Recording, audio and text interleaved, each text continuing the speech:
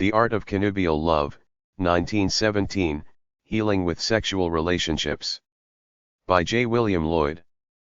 Kuratsa in its perfect form is natural marriage, that clinging, satisfied union of body and soul which true love ever craves, and in which ideal marriage consists, and with every repetition of the act the lovers are remarried, their unity renewed, deepened, intensified. Reuniting.info. reddit.com/r/caresizia. Contents. Preface 2.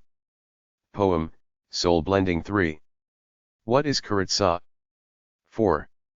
Magnetation 5. Cleanness 6. Sex and Soul 7. When Sex Satisfies 8. Duality and Spirituality in Sex 9. Sex Commerce and the Elixir of Life 10. The Wine of Sex 11. The Kuratsa Method 12. The Woman's Part in Kuratsa 13. The Woman's Time of Great Desire 14. Does Woman Need the Orgasm? 15. The Woman's Shock 16. Psychic Impotence 17. Kuratsa the Beautifier 18. The Danger of Excess. Final Considerations. Appendix 1. Preface. It was, I believe, in the winter of 1915-16 that a woman friend in California wrote and asked me why I did not write a special little book on Kuratsa. Events had convinced me that there certainly was crying need of instruction on the matter. Her suggestion took root, and this small brochure is the fruit. For though quite a number have written more or less concerning controlled intercourse, they have usually done so guardedly and so vaguely that to the average inquirer the subject remains a mystery, and the beginner does not know how to proceed. For which reason most men fail and give up who could just as well succeed. And success or failure here may make all the difference between divorce or a lifetime of love happiness. 2. Soul blending. And still beyond the embrace that begets the body is the embrace that begets the soul, that invokes the soul from the soul. The wonderful embraces, sacred, occult and unspeakably tender, pure as prayer, the hour-long, longer indwelling of him within her, conceiving her again like a child, the hour-long, longer, overclosing of her upon him, bearing him again like a babe in her womb. The infinite understanding of each by the other, the transcendent uplift of each by the other, no tumult orgasmal here, not because crushed out, simply because not desired, simply because this is beyond that, a saner, broader joy, the great currents, flowing through wider channels, rage not nor whirl, for where the greater is there the lesser is not demonstrative. Here is harmony too sweet for violence, osmosis of soul within soul, rhythmically blending, inflowing, outflowing, singing without words, silent music of divine instrument. Symphony of sex, of nerve, heart, thought and soul in touch, at one-ing. Absolute peace, realized heaven, the joy that never disappoints, that exceeds imagination, that too cannot be described. The love ineffable, the inspiration of brain, the energizing of muscle, the illumination of feature, the healing of body, the expression of soul.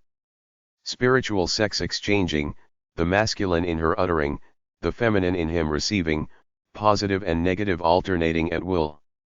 Spiritual sex begetting, the impregnation of each by the other with beautiful thoughts, divine dreams, high hopes, noble ambitions, pure aspirations, clairvoyant vision, the birthbed of genius. The giving of each to the uttermost impulse of blessing, the receiving of each by the other to the uttermost nerve terminal of body, to the uttermost fine filament of spirit. Not followed by exhaustion but by days of genius, clear and exalted vision, buoyant and happy health. Not followed by revulsion but by hours, days, weeks, years, a lifetime, maybe, of tender memories, clinging, affectionate longing to caress again, to be re-embracing. Nay, is it not true, beyond all truth, that those who have once thus bathed, blended, soul in soul, are eternally married, the embrace of at-oneness, of expression and purification and revivification, that incarnates the divine in the human. Not possible except to the pure and poetic, to true and innocent lovers, fitting, responding, liberating. To whom soul and body are both sacred, to whom this communion is a religious rite the most sacred. The embrace of the cosmic souls, the angel mates in their heaven. No vision this, dear friends, no poetic metaphor merely, for lo, I have lived it all many, many times, hundreds of others have lived it many times, every member of the race shall sometime, in some life, live it. It is joy and truth, the joy of joys and truth of truths. Kurat Sa. It is my hope that in this work I shall be able to give the world a plain, practical little guidebook to what I consider the most important sexual discovery and practice in all human history. 3. What is Kurat Sa? Kurat Sa is controlled non-seminal intercourse. The word Kurat Sa, pronounced Kretza, is from the Italian and means a caress. Alice B. Stockholm, M.D., was the first one who applied it as the distinctive name of the art and method of sexual relations without orgasmal conclusion. But the art and method itself was discovered in 1844 by John Humphrey Noyes, the founder of the Oneida community, by experiences and experiments in his own marital life. He called it male continence. Afterwards George N. Miller, a member of the community, gave it the name of Zugassent's discovery in a work of fiction, The Strike of a Sex. There are objections to both these names. Zugassent was not a real person, therefore did not discover it. It was Noyes' discovery, in fact. Continence, as Dr. Stockholm points out, has come to mean abstinence from all intercourse. The Oneida communists do not appear to have opposed the female orgasm, therefore it was well enough for them to name it male continence, but Dr. Stockholm and I agree that in the highest form and best expression of the art neither man nor woman has or desires to have the orgasm, therefore it is no more male than female continence. And a single word name is always more convenient than a compound. For which reasons I have accepted Dr. Stockholm's musical term, which is besides, beautifully suggestive and descriptive. Another writer on this art, I first heard of it through him, he deriving it from Noyes, was Albert Chavins, who in a little book on it, called it magnetation, a name which I coined for him. It is perhaps not a bad name, but I now think Kurat Sa better. Noyes' honor to the discovery has been disputed. Others, it is asserted, discovered it before him or independently, since one it is necessary to contest this. Once since writing the above I have become acquainted with a Dr. E. Elmer Keeler, of Syracuse, New York, who tells me that he made the independent discovery of Kurat Sa, by his own sex. 3 various Europeans and Asiatics probably discovered America before Columbus, but he first made it known and helpful to the world at large, therefore the honor is rightfully his. Exactly so with Noyes, she first made Kurat Sa available to mankind in general. His little work, Male Continence, is a model of good argument on the matter, but I believe Kurat Sa, by Dr. Stockholm, is the only book now in print which treats of it. Several other small works have appeared, but mostly they treat of the subject in such poetic and transcendental terms that the seeker after practical instruction is left still seeking. All writers, too, have tacitly assumed that the woman could do as she pleased in the matter and that success or failure all depended on the man. I regard this as a fundamental error and the cause of most disappointments. Considerations such as these have mainly decided me to write this little work. At this time of agitation on birth control, also, it appears timely. And beyond all looms the extraordinary, one might say unaccountable ignorance of it, not only of ordinary sexual students but of practically all physicians and even the greatest sexual specialists and teachers. Actually, the general public knows more about it than its educators. Thus Farrell, in his Sexual Question, never mentions it at all, therefore presumably never heard of it. Bloch, in his professedly exhaustive work, The Sexual Life of Our Times, though he once mentions Dr. Stockholm on another matter, has only one ambiguous paragraph in the whole book that can possibly refer to Kurat Sa, apparently some imperfect form of it, disapproving of it on theory only, evidently, without the slightest personal knowledge, or even observation.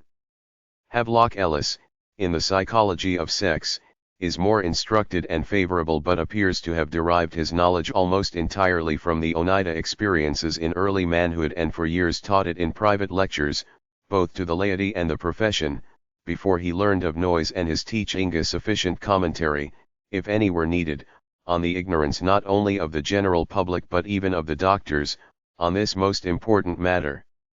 Not knowing of any other, Keeler gave it the name of sex communion, but defining the term as all forms of sexual expression in which no emission occur, thus still leaving a need for a specific term to name the definite internal act, which Kurt saw as a term does. Communists, not at all at first hand. And the general ignorance, indifference, or aversion, even to any experiment, among men, is simply amazing. Most men say at once that it is impossible, most physicians that it is injurious, though with no kind of real knowledge.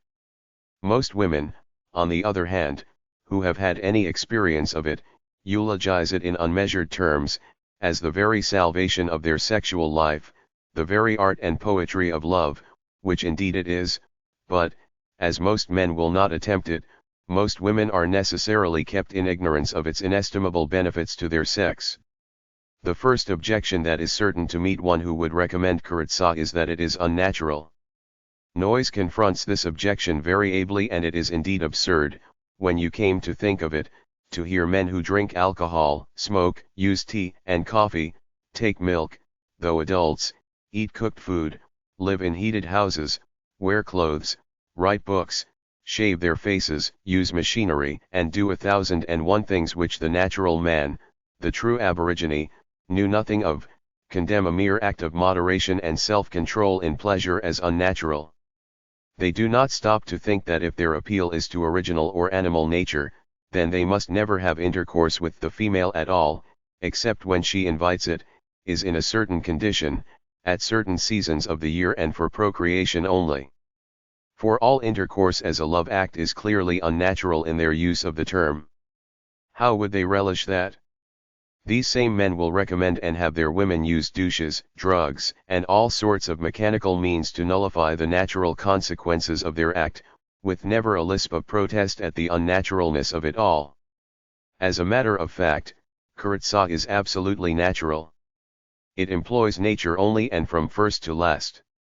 To check any act which prudence suggests, or experience has shown, likely to have undesired consequences, is something constantly done throughout all nature, even among the lowest animals. Kuratsa is such a check. It is simply prudence and skill in the sexual realm, changing its form and direction of activity in such wise that the desired pleasure may be more fully realized and the undesired results avoided. Nothing for more. The denunciation of it as injurious is almost equally an expression of thoughtless prejudice. I have now had personal knowledge of it for over 40 years. I learned of it from A. Chavins, who with his wife had practiced it 20 years. It has been before the American people since 1846. The Oneida communists practiced it, Havelock Ellis states, 30 years. I have known members of the Oneida community. I have read all I possibly could on it, talked with everyone I could hear of who had knowledge of it. I have yet to meet or hear of a single woman who has the slightest accusation to make against it on the score of injury to health or disagreeable sensations or after effects. 3 only, all with slight experience, told me they thought there was more pleasure in the old embrace, the others most emphatically to the contrary. Van de Worker says, Havelock Ellis studied 42 women of the community without finding any undue prevalence of reproductive diseases, nor could he find any diseased condition attributable to the sexual habits of the community. Italics mine. Contrast this with the usual sex relation, which is constantly being accused, particularly by women, of causing all sorts of injurious and painful consequences, apparently upon the best of evidence. After 25 years' experience, the Oneida community, upon request of the New York Medical Gazette, instituted a professional examination and had a report made by Theodore R. Noyes, M.D., in which it was shown, by careful comparison of our statistics with those of the U.S. Census and other public documents, that the rate of nervous diseases in the community is considerably below the average of ordinary society. This report was published by the Medical Gazette and was pronounced by the editor a model of careful observation, bearing intrinsic evidence of entire honesty and impartiality. Physicians freely condemn it, or express doubts of it, almost invariably with no knowledge of it of any kind. They think it should cause ill health, therefore they say it will.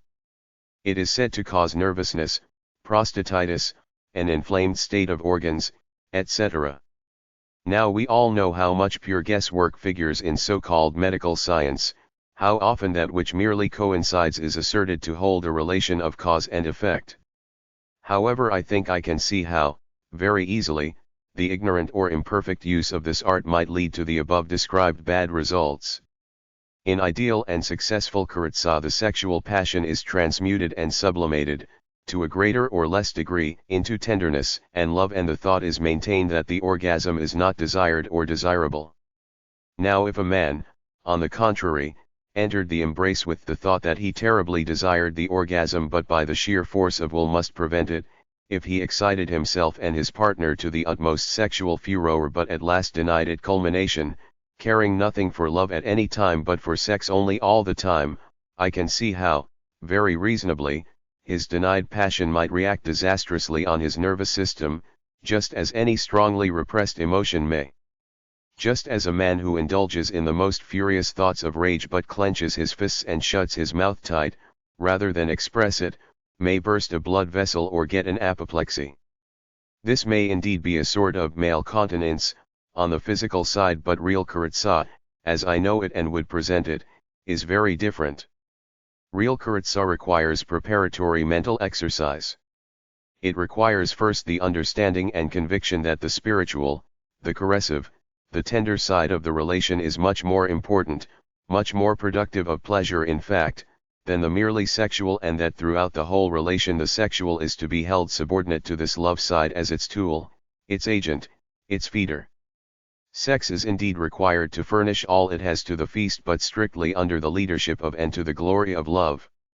It requires, second, the understanding and profound conviction that in this kind of love feast the orgasm is a marplot, a killjoy, an awkward and clumsy accident and the end of everything for the time, therefore most undesired. It requires, third, an understanding of the psychological law that all emotions are to a considerable extent capable of being sublimated, that is expressed in a different direction and with reference to another object than that first intended. We have all seen orators or actors first arouse an audience to emotional intensity and then direct that emotion at pleasure, to laughter or tears, to love or hate, revenge or pity, lust or purity. Taking full advantage of this law, the Kuratsa artist sublimates a portion of his sexual passion into the more refined, intellectual, poetic, and heart-sweet expression of feeling, thus preventing it from ever reaching that pitch of local intensity which demands explosive discharge. In other words, the soul, taking over the blind sex emotion, diffuses it and irradiates the whole being for a prolonged period with its joy-giving, exalting potency. This might be compared to a man who had a barrel of gunpowder wherewith to celebrate, whereupon instead of firing the entire cask in one mighty explosion, orgasm, he made it into fireworks for the aesthetic enjoyment of a whole evening. Observe that either way all the powder would be burned, only in the second form the display covers a much greater length of time, is more refined, artistic, and complexly satisfying. Such is Kuratsa to the orgasm. It is art, intellect, morality, and aestheticism in sexual enjoyment instead of crude, reckless appetite. Still, this comparison does not do Kuratsa justice. When the powder is burned it is gone, but it is not at all so with Kuratsa. In nature something accumulates in the organism for the endowment of the offspring. Much of man's food consists of what lower forms of life have stored up for their children. We largely live on starch, honey, gluten, seeds, milk, eggs, robbed from babies that were to be. In our own bodies also we store up a reproductive surplus to be given to our progeny. This is probably not simply one thing but many things: love, magnetism, vital force, seed, perhaps other things that we know nothing about today, and indeed we do not know very accurately about any of these things today, but we do know that something is stored up in us and that its presence in us makes us vivid, brilliant, beautiful, powerful, like a stimulating food. It is a life food or life force, intended to be given to our children, but we also can feed on it or give it to each other. Love between a man and woman seems to be such a process of mutually exchanging and feeding on this surplus life force. When they enter each other's aura, there is an interchange of male and female food values. The nearer they are to each other, the stronger and more satisfying the exchange, and their love to each other is the craving for such an exchange or the thing itself, hence the craving for closeness and touch. In Kuritsa, both by reason of its intense intimacy and of the long time of contact, besides the peculiar fitness of the organs themselves for the work, this exchange reaches its maximum of realization at its vital exchange in its most satisfying expression, wherefore it is really the thing for which all love is reaching, wishing. Apparently, in the love contact of two, some of this life food is released in each and reabsorbed in each, but more of it is given to the other partner. Men and women in love are thus veritable cannibals and feed each on each, and each gives to the other the stored up life food, charged with the personal qualities of maleness or femaleness of the individual sex. Apparently my lover and I may live on our life foods to some extent, but each finds the life food of the other the more stimulating and nutritious. In Kuritsa we feed each other baby food. Explain the process as we may, this fact is sure, that in successful Kuritsa the sex organs become quiet, satisfied, demagnetized, as perfectly as by the orgasm, while the rest of the body of each partner glows with a wonderful vigor and conscious joy, or else with a deep, sweet, contentment, as after a happy play, tending to irradiate the whole being with romantic love, and always with an after feeling of health, purity, and well-being. We are most happy and good-humored as after a full meal. Whereas, if there has been an orgasm, it is the common experience that there is a sense of loss, weakness, and dispelled illusion, following quickly on the first grateful feeling of relief.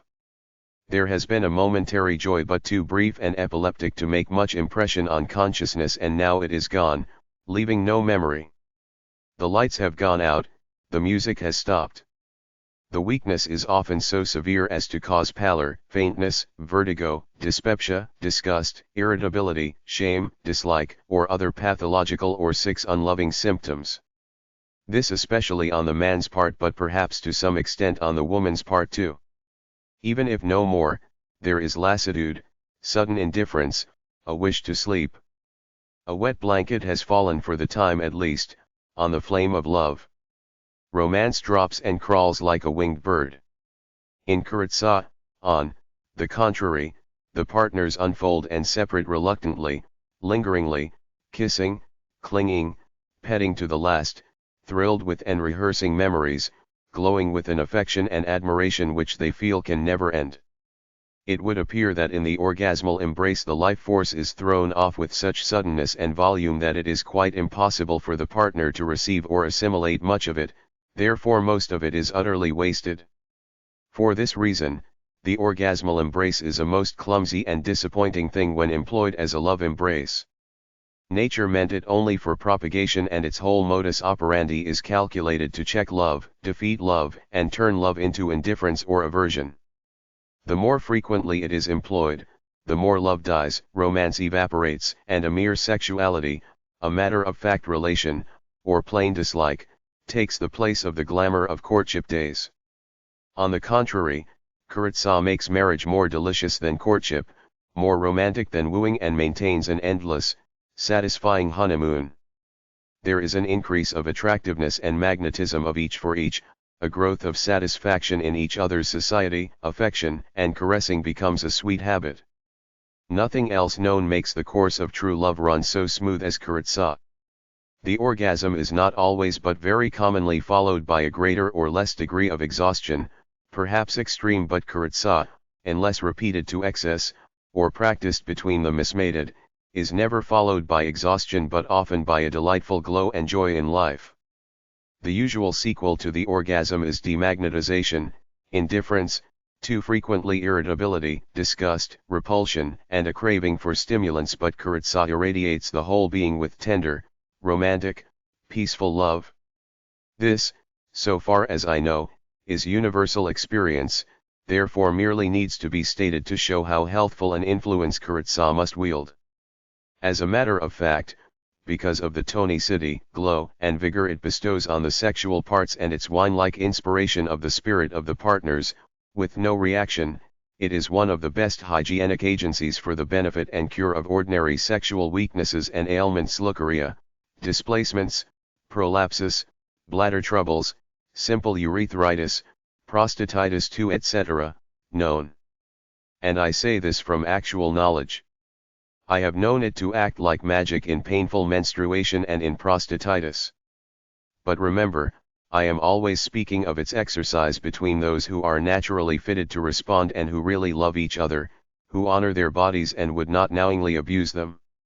As a mere sex experiment it might be of little value or satisfaction.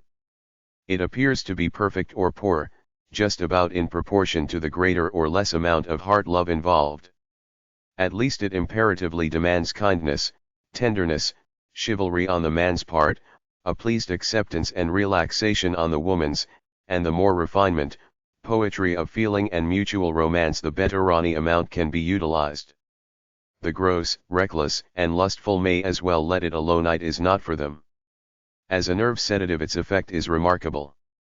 I have known it to instantly cure a violent, even agonizing nervous headache, a restful nap following upon the cessation of pain. Under a strong, gentle magnetic man, a nervous woman often falls into a baby-like sleep, in the very midst of the embrace, and this is felt to be a peculiar luxury and coveted experience. Many women call Kurosa the peace, others call it heaven. This alone is a testimony worth volumes. S.G. Lewis, of Grass Valley, California, in his Hints and Keys to Conjugal Felicity, is especially rich in testimony to the spiritual and romantic value of Kurosa, but his fine little work is long out of print. Now I do not apprehend, from all I have seen of life, leukorrhea is vaginal discharge, prolapsus is the slipping of the uterus, urethritis is inflammation of the urethra, and prostatitis is inflammation of the prostate gland. 7. That Kurosa will ever come into vogue from the male side of the world. Men seem united in their dull, lethargic indifference to it. Helplessly or selfishly they say it is impossible and let it go at that, rather than make the little effort required to perfect themselves in it. They would preferably choose, or rather oblige their women to choose, something out of the nerve-shocking, disgusting, disease-producing outfit of douches, drugs, tampons, plugs, pessaries, shields, condoms, and save them all further responsibility in the matter. Although the highest authorities admit none of these resources are really safe, that is sure, contraceptives and most of them are decidedly injurious. Only the absence of semen is safe, and that is found in Kurosa and in Kurosa alone. But perhaps the most clinching condemnation of these methods, to a refined person, is that pronounced by a fine woman of my acquaintance: there is not one of these methods that does not destroy, for the woman, all the poetry of the act. Only in Kurosa is the poetry fully preserved, and not only that but made capable of development to the most refined nuances of artistic and ingenious delight. Only to the Kurosa lover is the art of love possible in any sense worthy of the name. All the others begin the performance by shutting off the music and throwing away the wine. But as the woman movement grows, I am sure Kurosa will come into its own. As women learn its transcendent importance to their happiness and health, they will demand it and refuse all men that cannot supply that demand. That will be a force that cannot be withstood. Woman is by birth the queen of love, and will certainly assume her inheritance and control in her own sphere and realm. 4. Magnetation. As I have said, I coined for Albert Chavins, as a title for his little brochure on this subject, the word magnetation.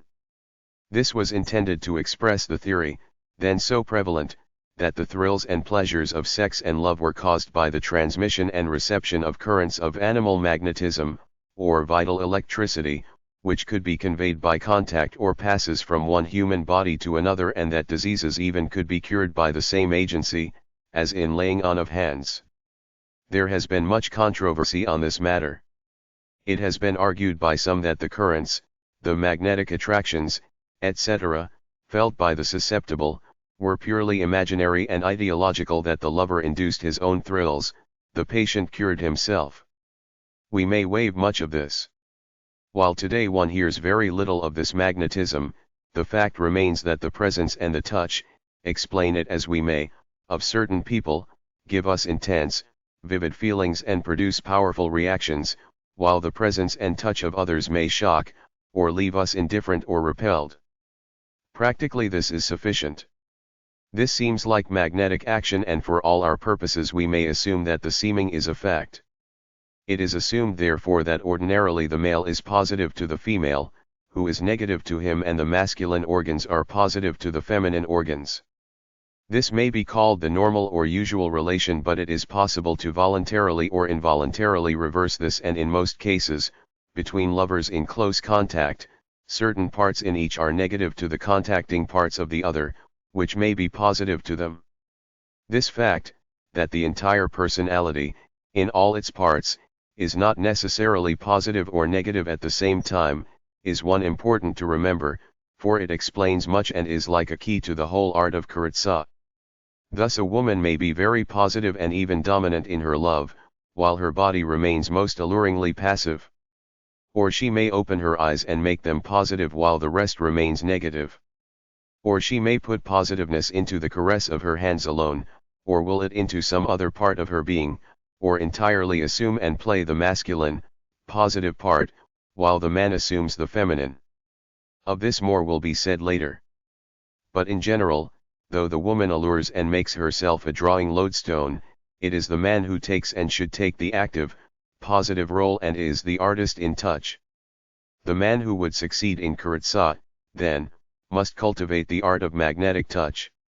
He should learn to think of himself as an electric battery, of which it may be said that the right aid hand is the positive pole, in right-handed people only, of course, and the left hand the negative, capable of transmitting to other and receptive human beings an electric current.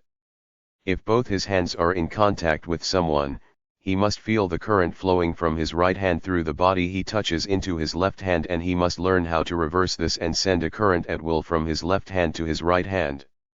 If he touches with only one hand, or one part, then he must feel that he touches positively and the flesh he touches is negative or receptive to him.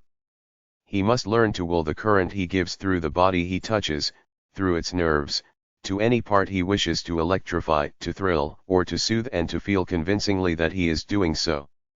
In Kuritsa his organs must ordinarily be felt to be positive and the woman's negative, for the best results to both. He may even practice on himself, learning to feel his own magnetism, to test it, and how to cure various pains and ailments by his own touch. Understand, a man may succeed beautifully in Kuritsa who has done nothing of all this, nor even heard of it, because of natural magnetism and intuition of what to do, but even he would do better to consciously understand his powers and deliberately will to direct their use. The fact that magnetic touch has been found a successful method of invigorating the weak and curing the sick, is one proof that should never be overlooked that Kuritsa, practiced normally, with a wise avoidance of excess, is not only not injurious, as so often claimed, but is really conducive to health. I have been told that Harry Gaze, the Western lecturer, advocates Kuritsa as a means of maintaining eternal youth, and personally I am convinced that nothing else known is so efficient in preserving youth, hope, beauty, romance and the joy of life. A man should learn, therefore, to touch the woman he loves in such a way that he transmits to her a vivid electric current that thrills her with delightful feeling, while it relieves his nervous tension of accumulated surplus force. At the same time, if the parties are well mated, she will be generating and returning, in some roundabout way, something to him, which equally satisfies him, prevents all sense of loss and makes him equally thrilled and happy.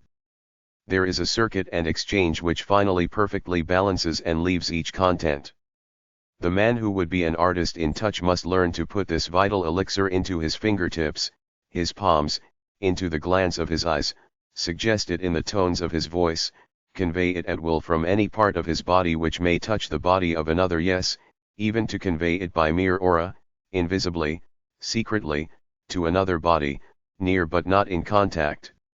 He must learn to touch with firm and thrilling strength, or with tender gentleness and restfulness. He must learn to stroke and caress with an exquisite delicacy, tactfulness, and grace, suggesting music. In the actual embrace he must learn to alternate violent speed and force, yet controlled and never really rude or inconsiderate, in his movements, with touches delicate and soothing, in a contrast of symphonic storm and peace, which may sink to absolute quietude of strong, tender enfolding. "Oh, touch me right?" she said.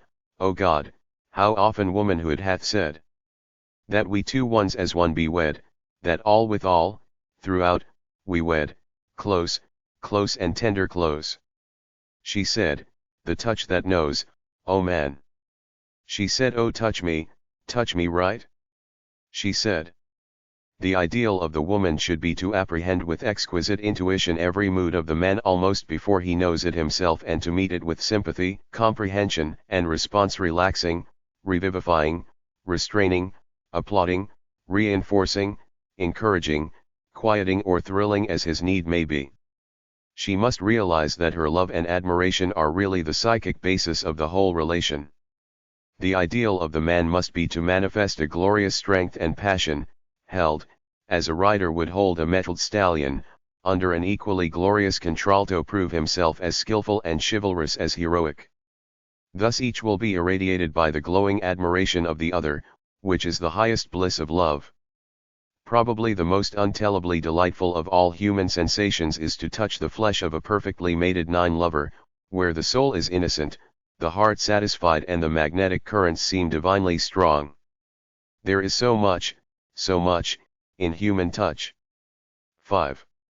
Cleanness. Always in the sexual life there should be cleanness, that innocence, kindness, justice of feeling which instinctively prefers any sacrifice of immediate passional pleasure rather than befoul or degrade a high ideal, or to jeopardize the physical or spiritual health of the beloved, or of self, or of the tenderly considered, possible unborn. Cleanness expresses itself in a reverent regard and considerate self-control at all times, concerning all things, thoughts, motions, and relations of sex, and the conscientious use of all organs and functions in the service of the soul's ideal. The clean may be mistaken, but whatever they do they cannot be impure. 6. Sex and soul. Sex is very close to soul. Whoso touches sex touches the secrets and centers of life. This is the mid-spot, the origin, the crux, the mystery. In sex the soul is naked. At the contacts of sex the soul trembles, quivers, is shaken to its midmost. The voice of sex, in its power, is as the voice of God, the most imperious and certain to be obeyed call known in nature or to man. Sex, soul, religion, morality, are not to be separated. They belong together. The first reverence we detect in nature is that of the male for the female, of offspring for mother. There is fear elsewhere, but here are mysterious adumbrations and blendings of attraction, adoration, worshipful obedience, and withdrawing respect. Sex religion was the first religion of man, and we shall never get back again to true religion until we again see God in his creative motions and worship and reverence the soul in flesh. Sincerity, seriousness, cleanness, generosity, and liberty in sex are the foundations of morality. Where these are found we have genuine love, true relations, open souls, fearless hearts, fragrant bodies, healthy children, happy mothers, a society everywhere honest, free and kind. Where these or any of them are lacking, society rots, lies fester, men exist by crime, and shame broods like a cloud.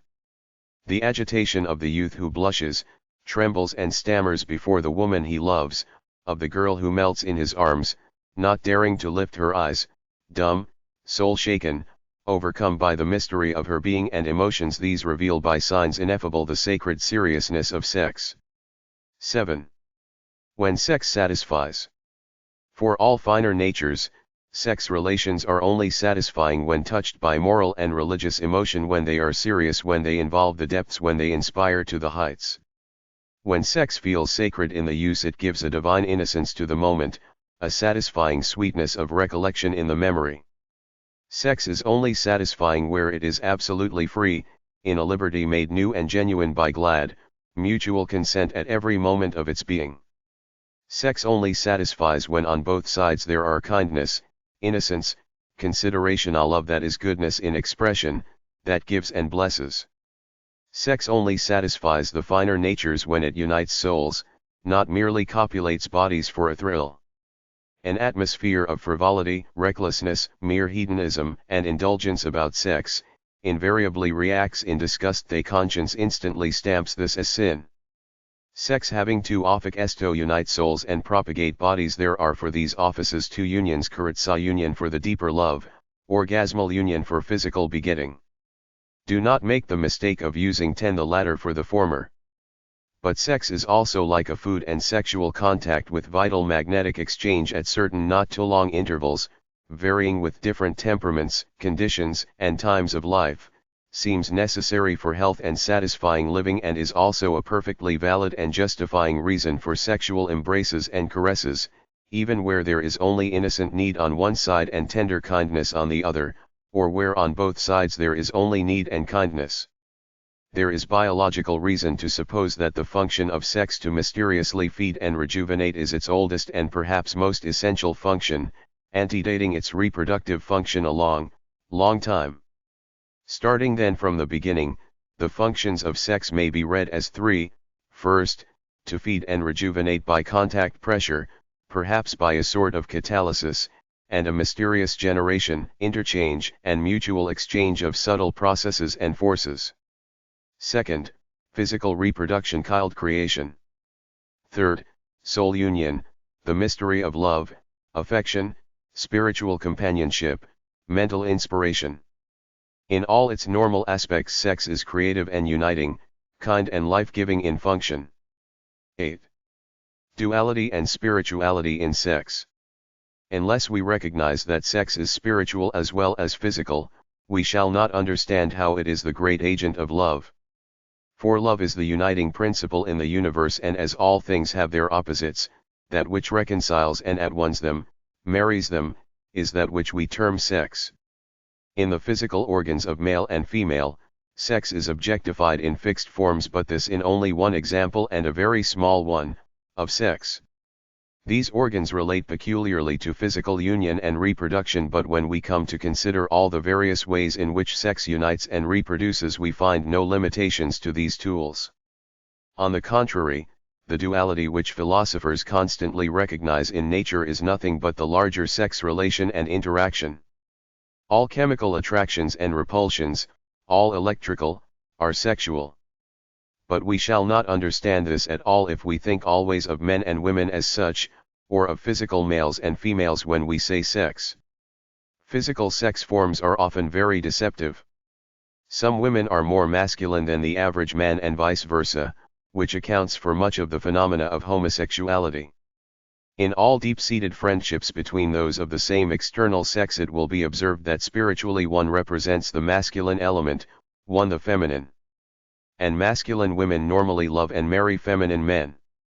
And when such come together, while his physical sex is male and hers female, so that physically he may impregnate her, she is spiritually male and may spiritually impregnate him and beget spiritual children in his brain and soul, that is, thoughts, ideals, purposes, emotions, that change and rule his whole character.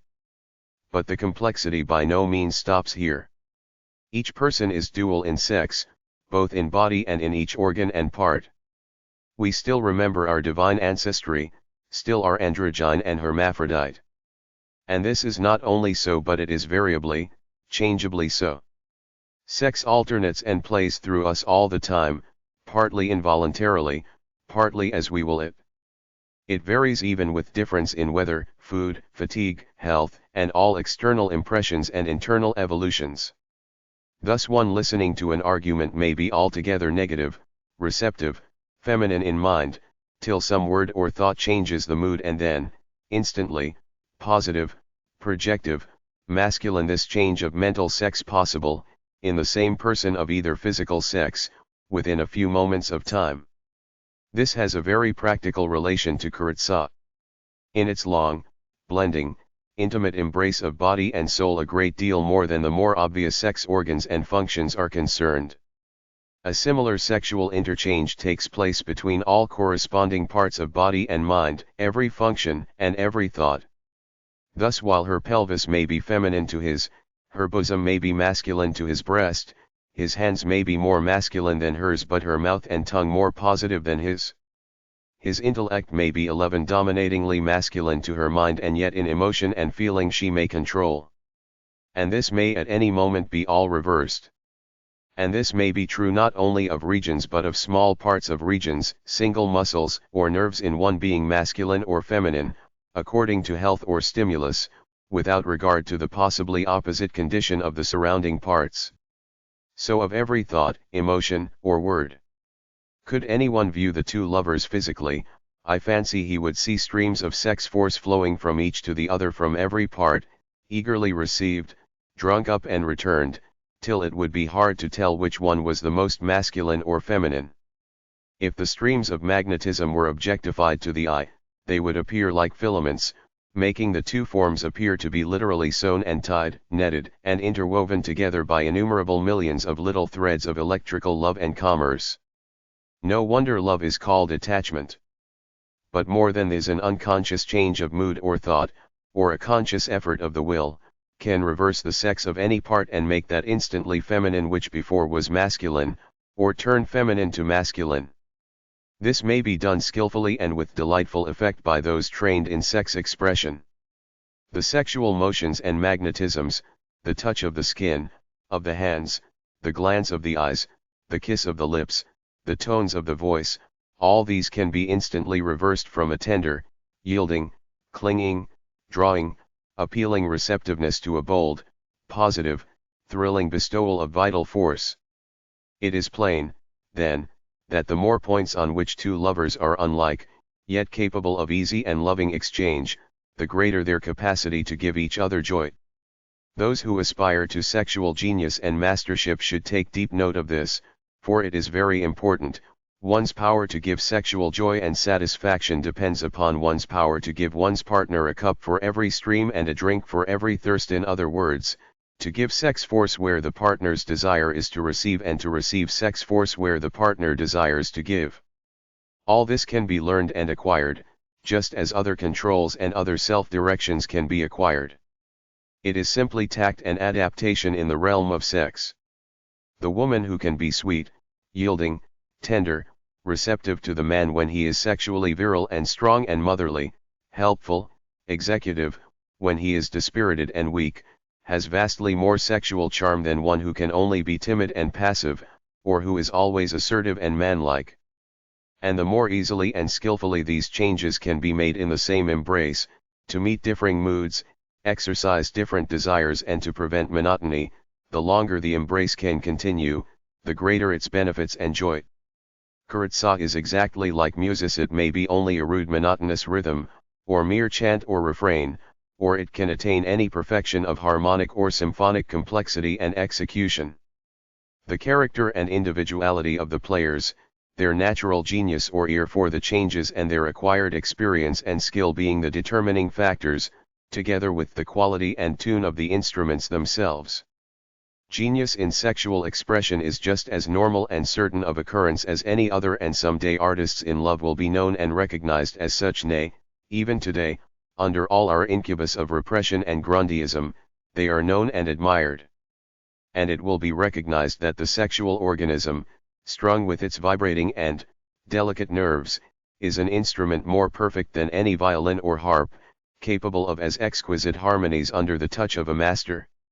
Yet, even as the perfect music is not that which the mere perfection of technique produces but that into which the true artist breathes his passion and his life, so it is with sex. It is not simply the man of training, the one who knows how, but the man who loves his instrument and throws the passion and enthusiasm of his soul into the expression, who elicits the divine melody. All art demands the lover, and sex art is the art of the lover. 9. Sex commerce and the elixir of life. I believe that sex runs through all life, animal and vegetable, perhaps through the inorganic world also. And that the sexes are cannibals, feeding on each other. Sexes are food to each other.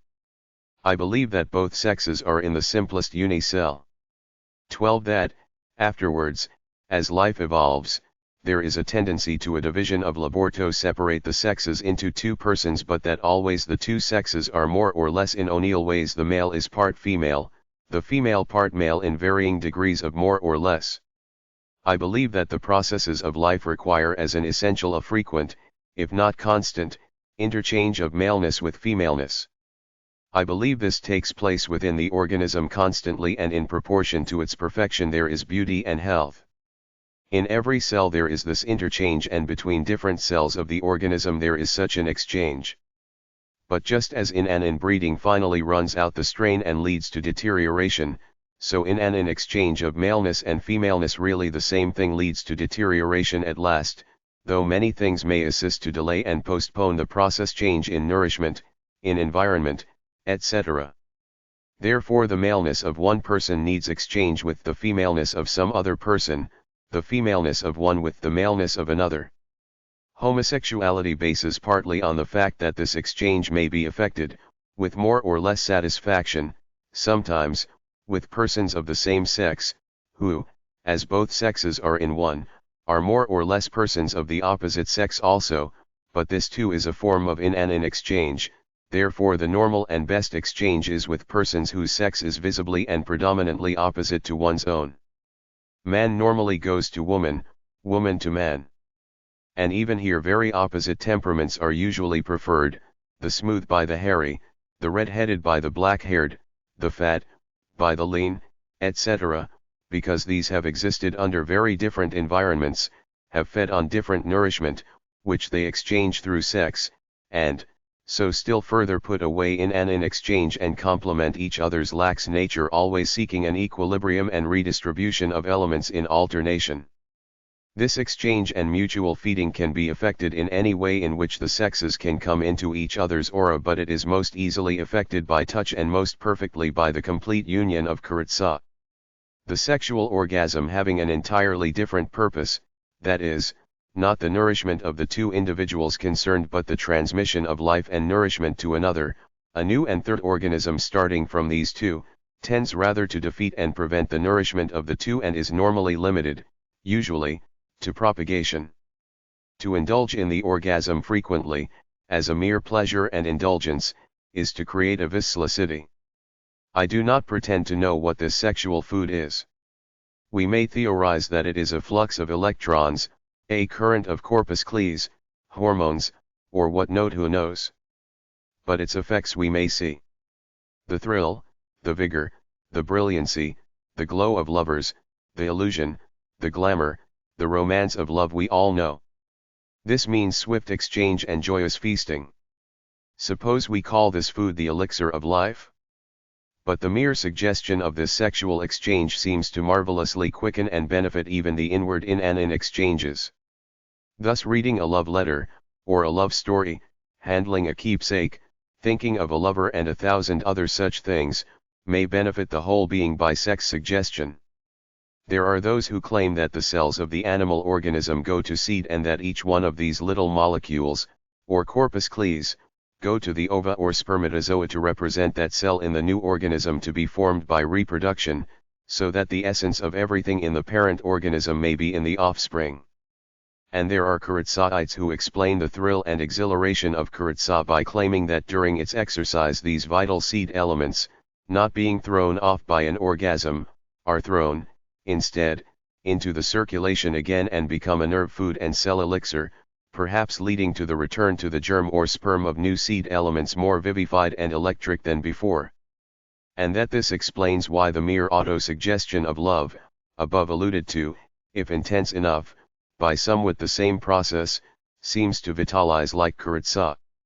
This may not ultimately prove scientific, but I am inclined to accept it and reconcile it with the preceding to believe that love is a process of self-feeding and redistribution of elements within the organism, as well as of mutual feeding and exchange between lovers. and I believe that all human love that naturally seeks expression in embracing is, at least largely, moved by and based upon this human need of vital exchange and sexual rejuvenation. Moreover, morally, we need to recognize that this desire of the sexes for hugging, kissing, caressing, contact, closeness and the most pressing and intimate touch, is not vicious or suspicious but a physiological, a food desire. One needs meats of sexual touch, just as one needs meals of food, only not so often. The fullest life cannot be lived without them. However, there can be sexual gluttony, just as there can be food gluttony. And there can be foul, poisonous, unhealthy sexual touches and contacts, just as there can be poisonous, foul, unhealthy viands. Intelligence, selection, self-control, refinement, hygienic wisdom and education and a sensitive conscience, are needed with both. But neither should be regarded from the attitude of prejudice or mere sentiment, or convention but from that of science, common sense and the ideal. 10. The wine of sex. The sexual elixir, essence, magnetism, whatever it is, in the human blood, is the true natural stimulant and joy-giver of life. It is this that gives the illusion, the glamour, the romance, the blindness, the madness, the thrill, and all the rest of which the lore of love tells us. All other stimulants are artificial, this one is absolutely natural. All other stimulants are poisons, this one is food. All others have reactions, are finally narcotics and depressants, this one has no reactions. Reaction only appears in its absence, when it is lost or wasted. It is courage, wit, sparkle, radiance, imagination, high spirits, enthusiasm, creative passion, religious fervor, everything that lifts life above the clod and the monotonous levels. It is the inspiration, directly or indirectly, of almost every poem, song, painting, or other work of art. It has led more men to battle than any bugle note or national peril. It is the great kindler and sustainer of ideals. Very few understand this or realize it sufficiently. It is commonly observed how lovers glow and radiate and move in an enchanted world, but this is all attributed to love itself. On the contrary, it is the wine of sex that gives love its enchantment and divine dreams. This is easily proven by giving lovers unrestricted license to express their transports. No sooner have they wasted the wine of sex by reckless embrace, soften a single orgasm will thus temporarily demagnetize the man, though they love each other just the same, as they will each stoutly assert the irresistible attraction and radiance and magnetic thrills are gone and there is a strange drop into cool, critical intellection or indifference, or perhaps dislike. But as the wine of sex reaccumulates and lifts again in the glass, the old magic and charm reappear. And in this is a clear natural lesson as to the inestimable value of this elixir in human life and in the ethics of the love life itself.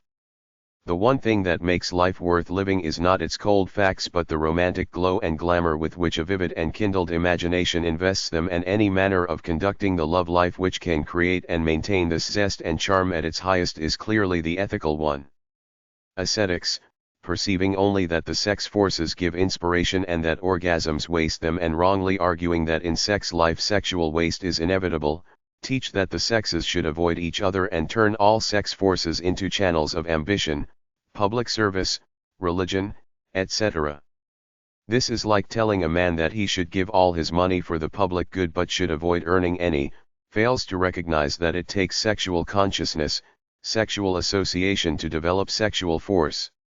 Others, going a step further, getting a glimmer of this last, urge that the sexes associate but platonically only. These fail to see that to hold a delicious cup constantly to the lips of a thirsty man and yet forbid him to drink, is to waste his force in needless cravings and foolish battles to subdue them, and finally usually ends in failure and a sickening sense of guilt. On the other hand, to have frequent orgasmal 14 embraces, as most married lovers do, is to keep the wine in the sexual lovers low by constant spilling, to thus kill all romance and delight and finally starve and tire out love itself. Here comes in the application and immense value of karatsa. It is perfect self-control, and yet, once understood and rightly practiced, It is such a perfect and complete satisfaction to all the nerves and appetites concerned that all sense of denial or restriction is lost in one of higher, larger, sweeter expression. It brews and fills every vessel with the sexual wine of ambition, charm, enchantment, as nothing else can, and maintains it steadily at a high tide, preventing all losses by preventing all reaction, thus making life continuous romance, genius, and joy. It avoids alike the waste of starvation and the waste of excess, the wastefulness of self-torture and self-battle to overcome a perfectly natural and wholesome hunger for sexual contact and closeness. He not only avoids all these wastes, it cultivates the grape and presses the wine into the cup of life, which is alone capable of giving man normal inspiration and poetic happiness. 11. The Kuratsa method. Whoso would succeed with Kuratsa must begin with the mental and spiritual values. Both the man and the woman, and perhaps especially the woman, must resolve that they do not wish the orgasm, that there is a greater spiritual and physical unity and emotional bliss to be obtained without it, besides the sense of safety. This must be the fixed thought and ideal of Kuratsa. If you are novices, choose a time when you can both be all alone, unhurried and free from interruptions. Concentrate yourselves entirely on your love and joy and the blending of yourselves into one. Let the room be warm, the surroundings pleasant and aesthetic, and be as unhampered by clothing as possible. Let both of you think more about your love than your passion, translate your sex passion as much as possible into heart passion, be sensitively alive to the charm of each other's forms, tones, touch and fragrances.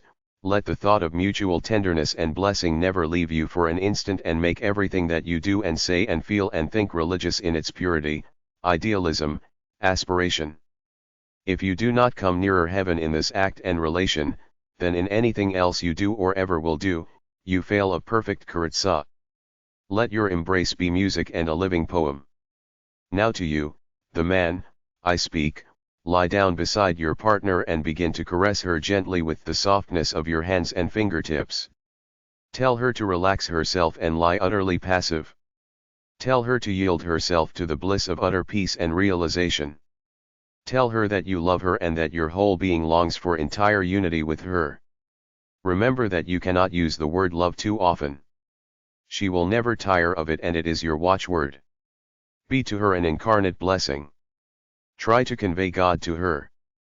As your hands caress her, tell her how beautiful her features are to you, her brow, her hair, her lips, her throat, her arms, hands, bosom, waist, the flowing rounded lines of her limbs. Grow eloquent, poetic in her praise. The loved one can never be too much praised or appreciated by the lover. Spend plenty of time on these preparatory caresses. Finally your touch will grow near and you will come to the focus of all, the love flesh, the flower.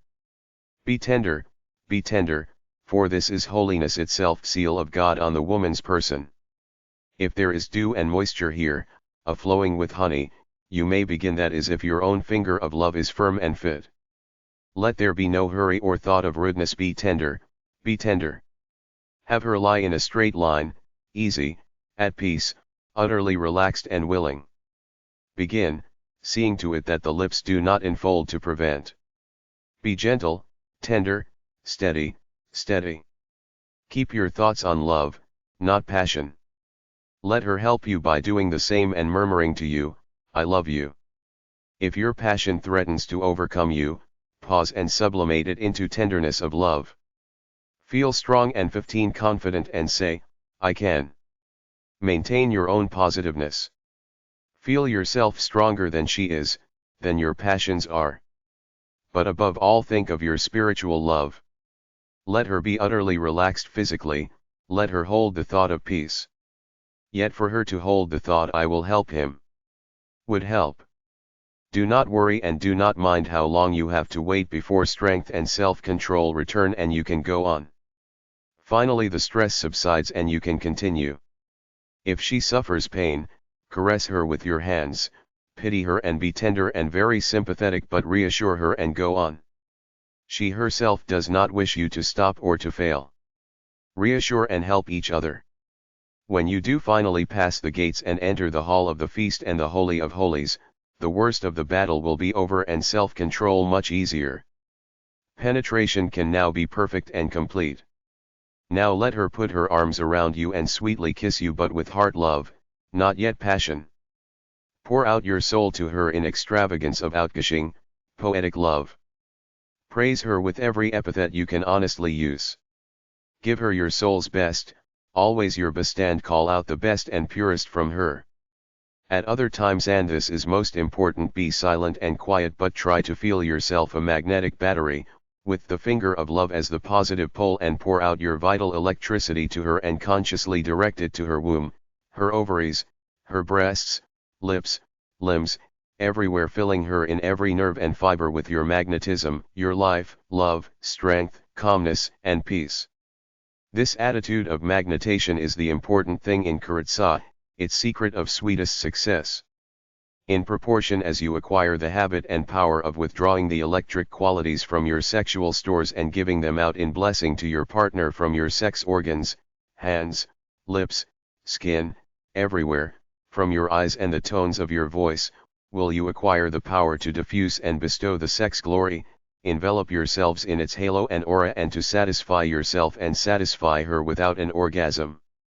Soon you will not even think of self-control, because you will have no desire for the orgasm, nor will she.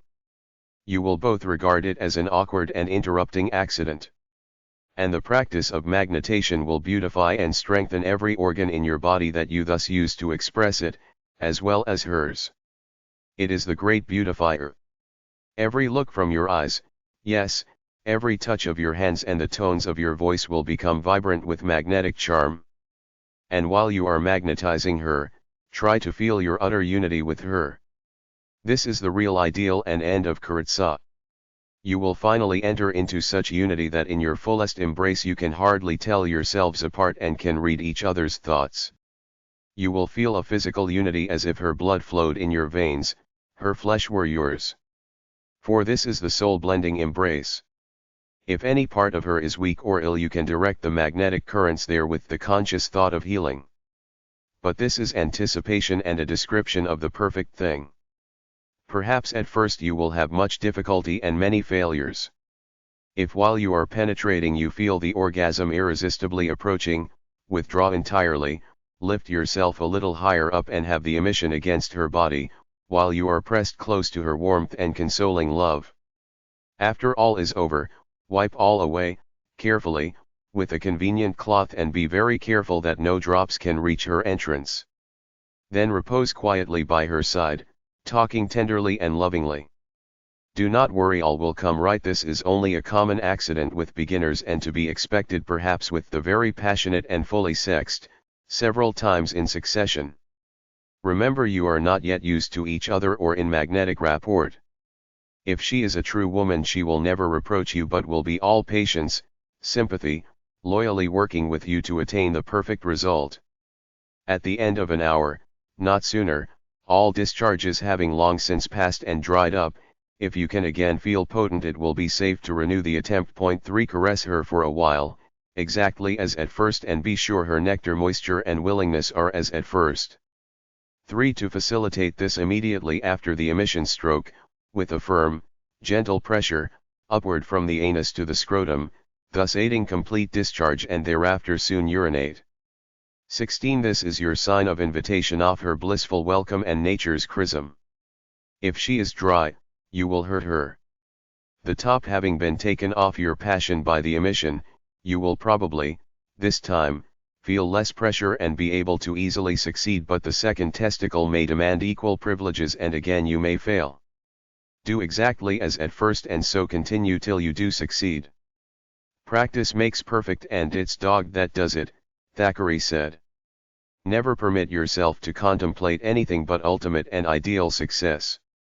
It is right here, after 1 or 2 failures, that most men give up and declare the whole thing impossible. Yet it is right here and after such failures, that success becomes easiest, because the discharges have lessened the seminal pressure. If the attempt is renewed just as often as potency can be renewed, success is certain. Any man can succeed if he will persevere. When you have fully acquired the power, you will go on from strength to strength. You will amaze yourself and your partner by what is easily possible to you. You will be able to make any motion you please, that anybody can make anywhere, yet with no failures. You can take the most unusual positions and change places with your partner. You can allow her to be as active as she pleases, or to have the orgasm herself, if she greatly desires it, with no danger to your equilibrium. You can continue the embrace for half an hour, or even 2 hours. You can repeat it twice, or perhaps 3 times, in 24 hours, with no sensation of excess. And so on. But keep the spiritual on top. Dominant loving is the first thing and at one meant in the highest fruition of your souls, your real end. Sex passion as an end in itself will degrade you, make it a tool of your spirit. Kuritsa is the embraced most perfect and satisfying thing in human life, between two mates who truly love. All other caresses point to this and are unsatisfactory because they are not it. It is the only embrace for the truly refined and poetic, as an adequate expression of their insatiable longing to be at one. It is heaven, on earth. 12. The woman's part in Kuritsa. The opinion prevails that in Kuritsa the man does it all and the woman's cooperation is negligible. This error may have arisen in part from the old name, male continence, for the method. On the contrary, her cooperation, or at least acquiescence, is indispensable, and it is probable that a reckless woman, or one who deliberately and skillfully seeks to do so, can break the control of the most expert man in the art. For instance, very sudden and unexpected leaps, plunges, or contortions on the woman's part, or wild and abandoned writhings are difficult to withstand, and there is one particular movement, in which the feminine organs clasp tenaciously their sensitive guest and then are drawn suddenly, powerfully backward and downward, which, if executed quickly and voluptuously enough and repeated, I feel sure must unlock the strongest man living. Also where the woman's muscles are tense and she is quivering and vibrating within with avid hunger almost past control, radiating a thrilling excitement, to attempt entrance at such a moment almost certainly means an explosion, though the same condition after penetration is perfect and a harmonious rapport established, may be supportable, safe, and exquisitely delightful, provided the man's own will or passion is still stronger. Kuritsa should always begin gently. Too intense or excited a condition on either side, but especially on the woman's side, at the very outset, militates against success. As a rule the woman, at first, should be in a state of complete muscular relaxation.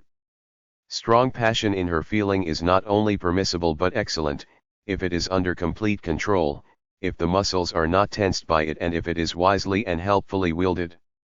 There is a passion which grips and dominates its subject, greedy, jerky, avid and, as it were, hysterical, like the food appetite which bolts its meal. This makes Kuritsa impossible. But there is another passion just as strong, or stronger, more consciously delightful, in which the emotion is luxurious, voluptuous, aesthetic, Epicurean, which lingers, dallies, prolongs and appreciates, which is neither hurried nor 17 excited, and which invites all the joys and virtues to the feast. This is the passion of true Kuritsa, especially of the woman who is perfect in the art. She is then to her lover like music, like a poem, not like a bacchante or an erotic. As a rule the woman's passion, however great, must be subordinated to the man's. He must feel himself the stronger and more positive of the two and as controlling the situation. If the woman takes the lead, is more positive, especially if she assumes this suddenly and unexpectedly, the result is almost always failure. The woman may rule in the house, in the business, in the social life, and it may be very well, but in Kuritsa the man must be her chief and her hero, or the relation leaves both dissatisfied. In the ordinary, orgasmal, procreative embrace the woman may dominate and be successful, at least become impregnated, though her pleasure is usually imperfect, but Kuritsa is a different matter. And this is because in Kuritsa the woman is happy in proportion to her fulfilled femininity, the man in proportion to his realized masculinity, and each happy in realizing this in the intimate touch of the other. There is a physical help which the woman may render at the very outset which is important. It often happens at the beginning of penetration that the labia, one or both of them, are enfolded, or pushed in, acting as an impediment and lessening pleasure or causing a disagreeable sensation. If the woman, before penetration begins, will, with her fingers, reach in and open wide the lips, drawing them upward and outward the fullest extent, she will greatly facilitate entrance, and if she will several times repeat this during the kuritsa, each time drawing the inner labia outward, while her partner presses inward, it will be found greatly to increase the contact surface and conscious enjoyment, giving a greater sense of ease and attainment. If a woman by intuitional genius or acquired skill does the right thing, her passion is a food and a stimulus to the man, filling him with a triumphant pride. He is lifted, as it were, by a deep tide, on which he floats buoyantly and exultantly, like a seabird on a wave. Under such conditions both parties become exalted by an enthusiasm approaching ecstasy, a feeling of glorious power and perfect safety no words can adequately describe. And this, I insist, depends mainly on the woman. Under such conditions of realized power and ability almost any movements, on either side, are possible, provided they are ordinary, expected and carrying a sort of rhythm. Remember that kuritsa is, in its way, a form of the dance. But no movement should be too often repeated without a break.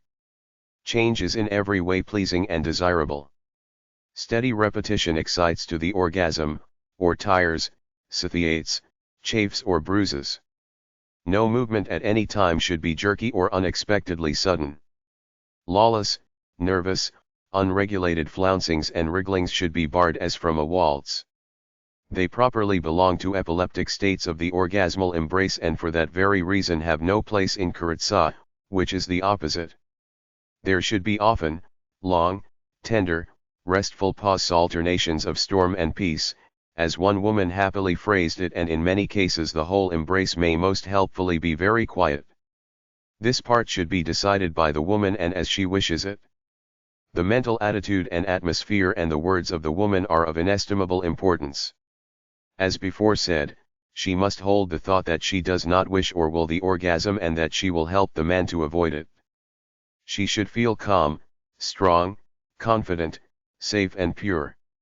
At such a time a sensitive man will almost know her thoughts and participate in her emotions, and her subconsciousness and his, affect each other like mingling streams.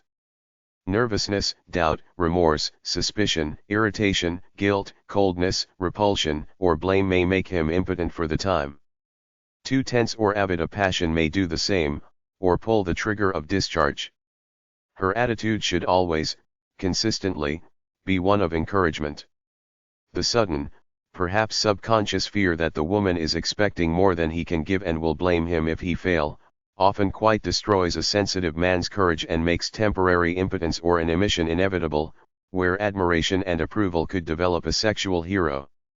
Nothing else can possibly help a man so much as to feel all around him the glow of his loved one's loving admiration and trust, her comfort, satisfaction, and confidence. Her 18 praise is iron and wine to him. She need not say much, but if there are few words they must be eloquent. Some women make little, inarticulate musical sounds of applause and joy. Anyway, she must make him understand, and the chief thing to understand is that the love side is of 1,000 times more importance to her than the sex side, and this especially if, for the time, he has failed. There is probably no place in the love life where an attitude and effort of generous love, a soul cry of I will help him, I will praise him, I will love him, will return so much in personal profit and pleasure to the woman as right here. The woman must feel innocent that she is doing right. To accept an embrace under conditions of moral self-reproach may sicken a sensitive partner as well as herself and cause him genital injury. Remember that kuritsa is passionate emotion guided by the intellect and sweetened by the sanction of the soul. It is an art and belongs to the world of the beautiful.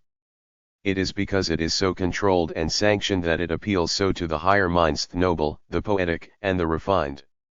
Exactly as music and poetry exploit some emotional episode in beautiful detail of rhythmic expression long drawn out, so kuritsa exploits, in the rhythmic, changeful figures of a clinging dance, the beauty and bliss of the sexual episode.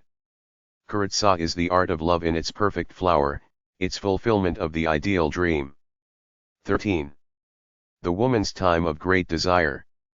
The desire of a woman is seldom so comparatively constant and steady as with a man, but fickle and variable, often latent, though the practice in Kuritsa tends to equalize the sexes in this, but there are times when, from various reasons, a wave of intense craving suddenly sweeps over her. Particularly is this likely to happen just before the appearance of the menses.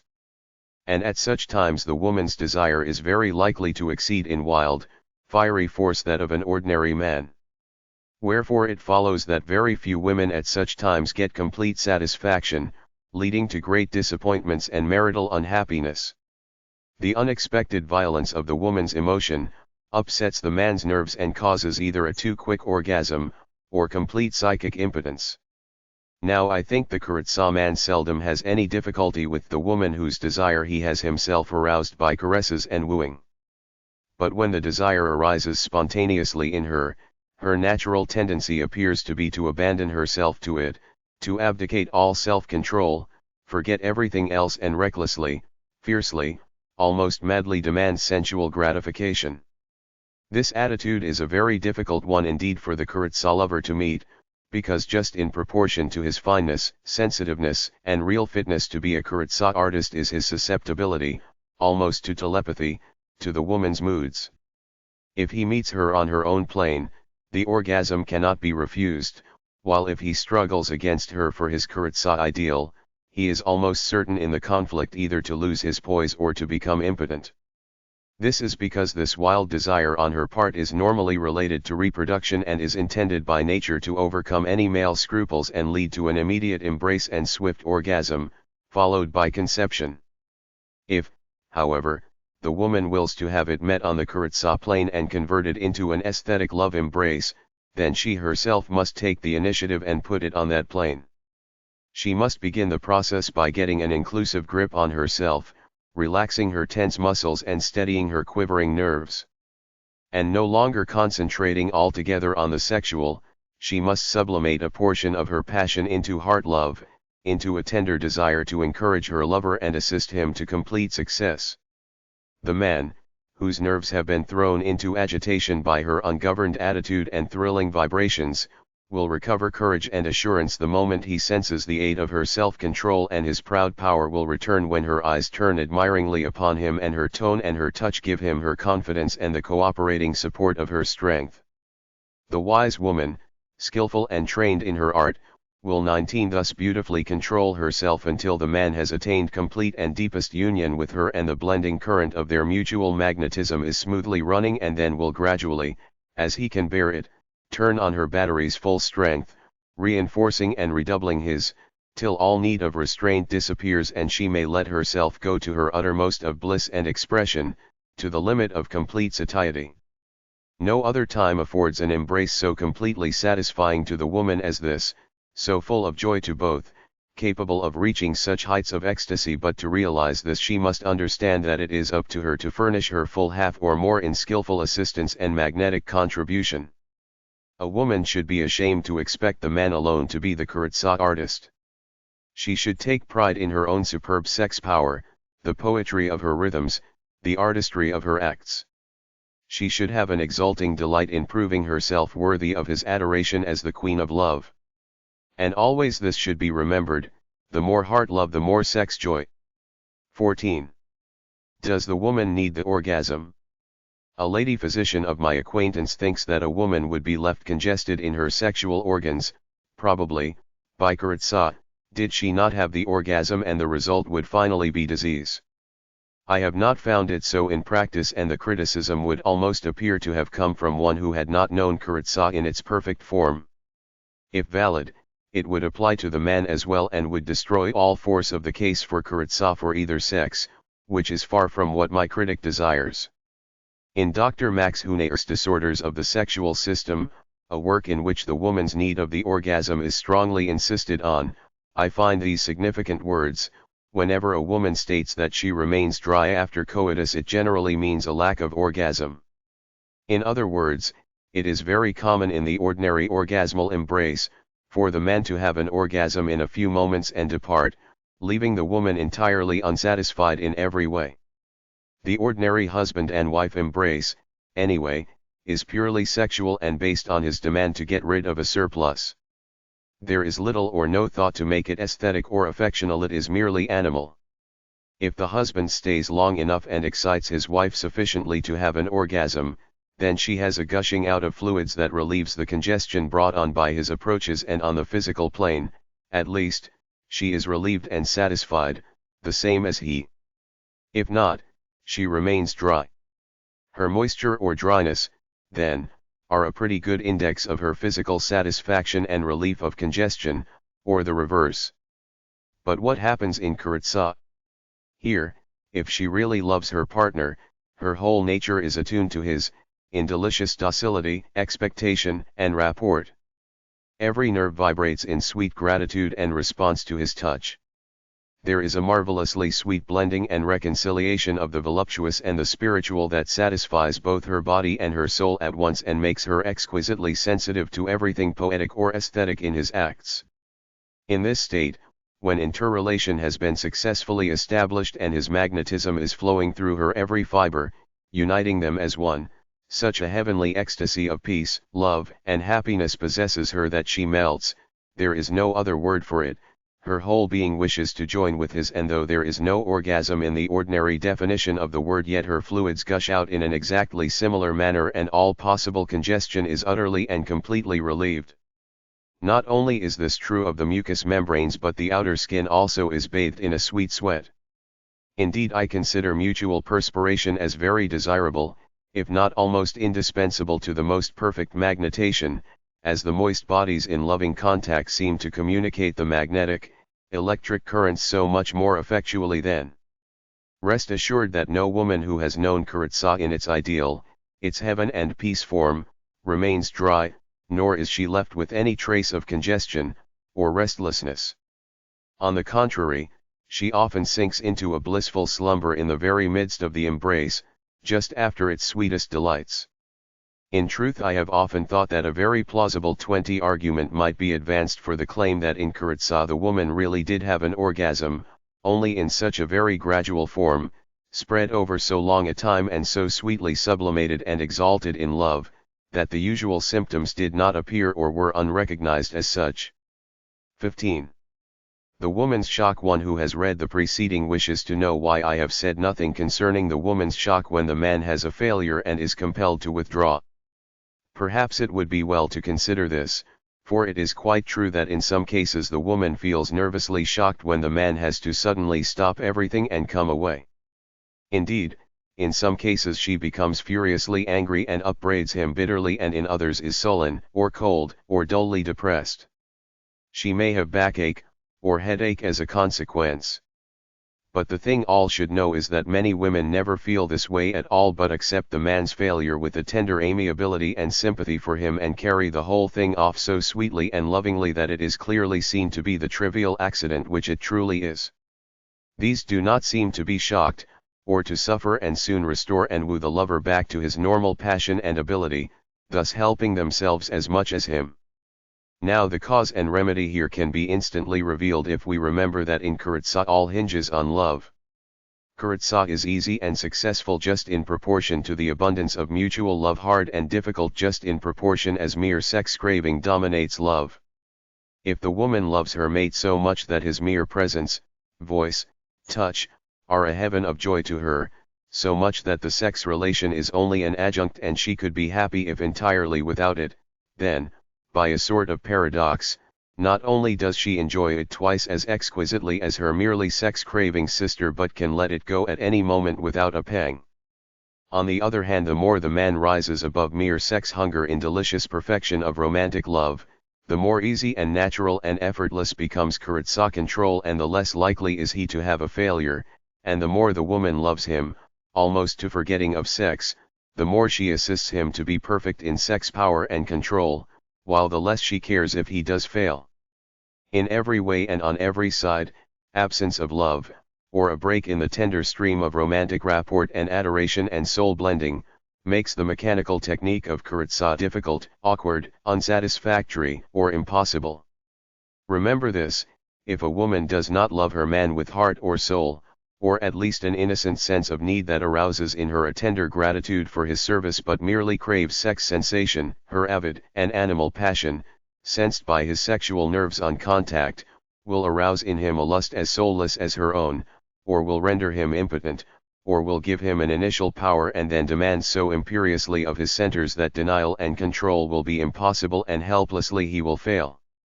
Just so if he comes to her only for her sex, not in tender love or sympathy, he will find he cannot hold.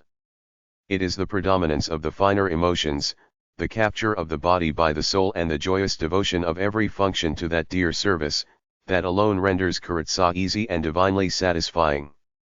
The woman who is shocked in this case is one who loves less than she should. The shock is disappointment of sex craving, and when she embraces a man whom she loves more than sensation she will never feel it. 16. Psychic impotence. This book would be incomplete were I to make no mention of that sudden and mysterious loss of erectile power which sometimes befalls men. Perhaps there are few men who do not know the secret dread of some day becoming impotent. I remember a champion athlete, a magnificent man, physically confessing to me that he was afraid to marry, fearing that he would not be able to satisfy his wife. And perhaps the earliest sexual story that I remember was that of a soldier, in the time of the Civil War, who by a sudden and natural motion lost his 21 power, which no effort of himself or his mistress could restore. All my life such tales have come to me. Tragic tales, some of them, as where a spiteful woman overwhelmed her helpless lover with shame and reproach, where divorce was demanded for this cause, where a marriage between two devoted lovers remained unconsummated to the end, the husband dying in a few years, perhaps of a broken heart. These and many others. Who has not heard of the pitiful case of Carlyle and his Jane Welsh, as told by Froude? And it has been hinted that the same cause lay back of Ruskin's beautiful surrender of his wife to the artist Millais, and of the relation of Swift to his Stella and Vanessa.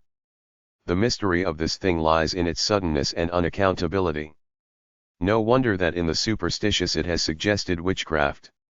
If it came only to cowards, to weaklings, to the sterile, to bashful boys and inexperienced lovers, it would not be so strange. But precisely these may never be troubled by it, while a Don Juan of experience and proud list of conquests, a hero of courage, or a titan of genius, whose virile mind dominates his time, may suddenly be stricken by it, perhaps blasted for life. It may occur with one woman and not with another, at one time and not another, or it may appear permanent and incurable. The very worst of it is the mental effect upon the victim. For ages the man human has dreaded to be called impotent. His manly power is the dearest attribute of man.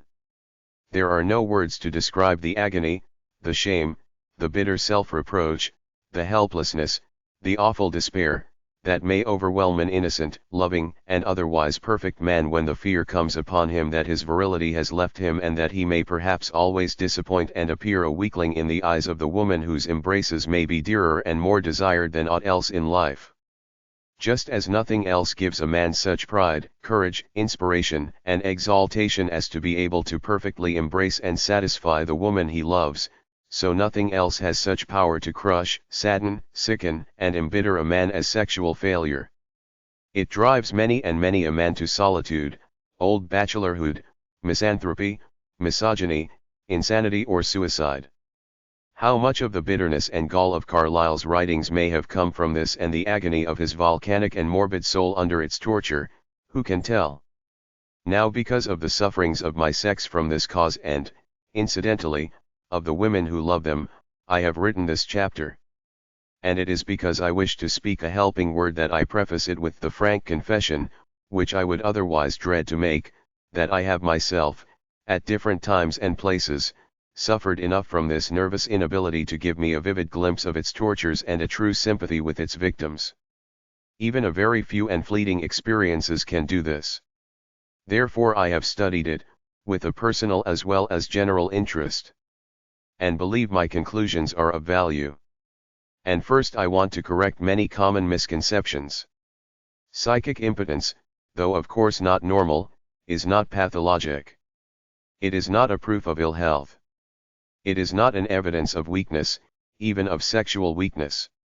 I speak positively when I say that the man completely impotent at night may be absolutely potent in the morning, or vice versa. The man who fails with one woman may within the hour be a marvel of manly power with another.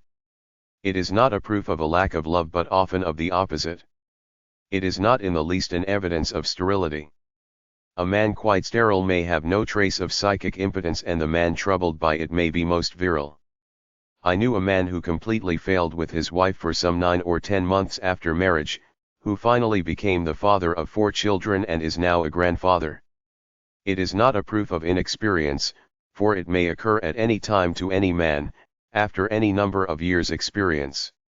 Thus Farrell says, it is often produced suddenly at the time of marriage in persons who have hitherto been very capable, even in Don Juans. I knew a widower, the father of 2 children, who married a second time, found himself impotent and never overcame it with that woman. At the time of his death, his wife, though she had been that for years, and their life otherwise was most loving, was still a virgin. So let no man shame himself for this thing and let no woman despise her lover for it. Whatever it is, it depends nearly always upon the 22 action and reaction of the 2 natures brought together upon each other when in a state of sexual nervousness, or upon some strong mental or subjective impression, checking or diverting the normal nerve stimulus which causes the potent expression of manly power. Thus even with those already in successful embrace, a keenly enjoyed joke, a startling sound from without, an argument, an angry word, or a preoccupying conversation, may suddenly and completely cut off the current. But usually it seems to arise from autosuggestion, or from some suggestions derived, unconsciously or consciously, from the woman. I say unconsciously because I am persuaded that there is much that passes between 2 lovers of which their brains and conscious egos know nothing. I am inclined to believe that there is a telepathy and clairvoyance between their subjective minds and even between their sexual systems of which their consciousness takes no note. I am satisfied that the sexual nature of the woman may love a man when her mind is convinced that she does not love him, that her sex may desire him while her heart refuses. She may feel an almost irresistible impulse to yield herself to a man whom her soul fears and loathes. Or she may love a man mentally, spiritually, even with a heart love, to whom her sex is cold and indifferent. Human life is nowadays very complex. And this is why it is that the most sensitive, refined, intuitive men are the most likely to suffer from psychic impotence. The coarse, sensual, selfish man, concerned only with his own passions and their glut, is little likely to feel it. The man who asks only opportunity, not consent, the man who can rape, is safe from it. But the man who reverences womanhood, the man who adores his mistress, the man deeply and passionately in love, so that every thought and suggestion from his loved one sways him like a compelling power, is easily overcome. We must remember that there is probably no time when a strong man is so utterly suggestible as when he is completely in love. His whole nature is then melted, sensitive, impressible, especially by her, to a degree otherwise impossible with him. This is why usually coarse men temporarily exalted by a great love may spend a whole evening in the close companionship of a beloved and reverenced woman and never consciously think of sex. This is why a man hitherto perfectly successful with prostitutes and voluptuous women, who appeal only to sex passion, when he comes to the bridal bed with some shrinking and nervous and spiritual girl, who knows nothing of sex and to whom the heart love is everything, may suddenly find his sex efforts imperfect. The very nervousness and fright of his companion, her ignorance, her excitement, her dread of the unknown thing about to happen, all this may react on a man and quite unnerve him, and all the more in proportion to his real love for and rapport with her. Often at such a time the excitement, fatigue, and dread of the girl have taken away all sex desire from her, and she only fears being hurt, and the sex negativeness may infect her lover subconsciously and demagnetize him. Even where the beginning is all right, a single cry of pain from the bride may unman the groom. How can he go on and hurt her? A woman should know that impotence is often the greatest proof a man can offer of the depth, purity, and spirituality of his love for her, of his tenderness and consideration, and of the probability of his being a lifelong lover. For we must remember that heart love, spiritual love, that dear and tender at-oneing and companioning which romantic love now idealizes and desires, represents an evolution. The original love was simply fierce sexual passion, hungry, physical, selfish, concerned only with its own gratification. And to this day these two loves are generally combined in very various degrees, with the coordination between them by no means perfect. It is often difficult to get just the right balance and proportion, and requires the wise cooperation of both, something not likely to occur at first, especially in the new, strange conditions of a first conjugation between hitherto sexual strangers, particularly if the woman has for many years known nothing of or repressed the sex life and has become moody, abnormal, and hypersensitive, or lacks normal sensation, or if the man is very sensitive and deeply in love. There is likely to occur an unbalance and dislocation of the sexual elements with strange results. 23. Very often it would be better if, for the first night, or for many nights, there was no effort made toward sexual congress but only toward full expression of the caressive heart love, until such time as both were consciously ripe and could no longer be denied. The great danger of an initial failure with a nervous, sensitive, and impressible man, is that he may be seized with panic, a terror that the heaven opening to him may be closed forever, that his dear one must be disappointed, that she may despise and cease to love him, perhaps even come to loathe him, or that he must live on under the shame of her pity and unsatisfied longings, that his masculine fellows may come to know of it and ridicule him as no man, and all the other terrors that an excited imagination can conjure up, and that this fear and conviction may be stamped in and fixed by auto-suggestion upon his subconsciousness, making his fear a fact. Sometimes the counter-suggestion of hypnotism, in these cases, becomes the only cure. One of the most mysterious variants of this trouble is where the woman's desire is unusually, perhaps abnormally strong and passionate, and the man, thrilled with an equal desire, finds himself helpless. This is difficult to explain, but I think it will usually be found in these cases that the woman is one who, by reason of her changeable moods, previous cruelty, or something of that sort, has produced a subjective fear in the man. In such temperaments, if not immediately answered and satisfied, the woman will sometimes fly into a nervous rage, covering her disappointing partner with shame and cruel reproach, or withdrawing her favors in cold contempt. Even if not conscious of this fear, it may affect a man, or it may exist as a race memory and act on his subconsciousness.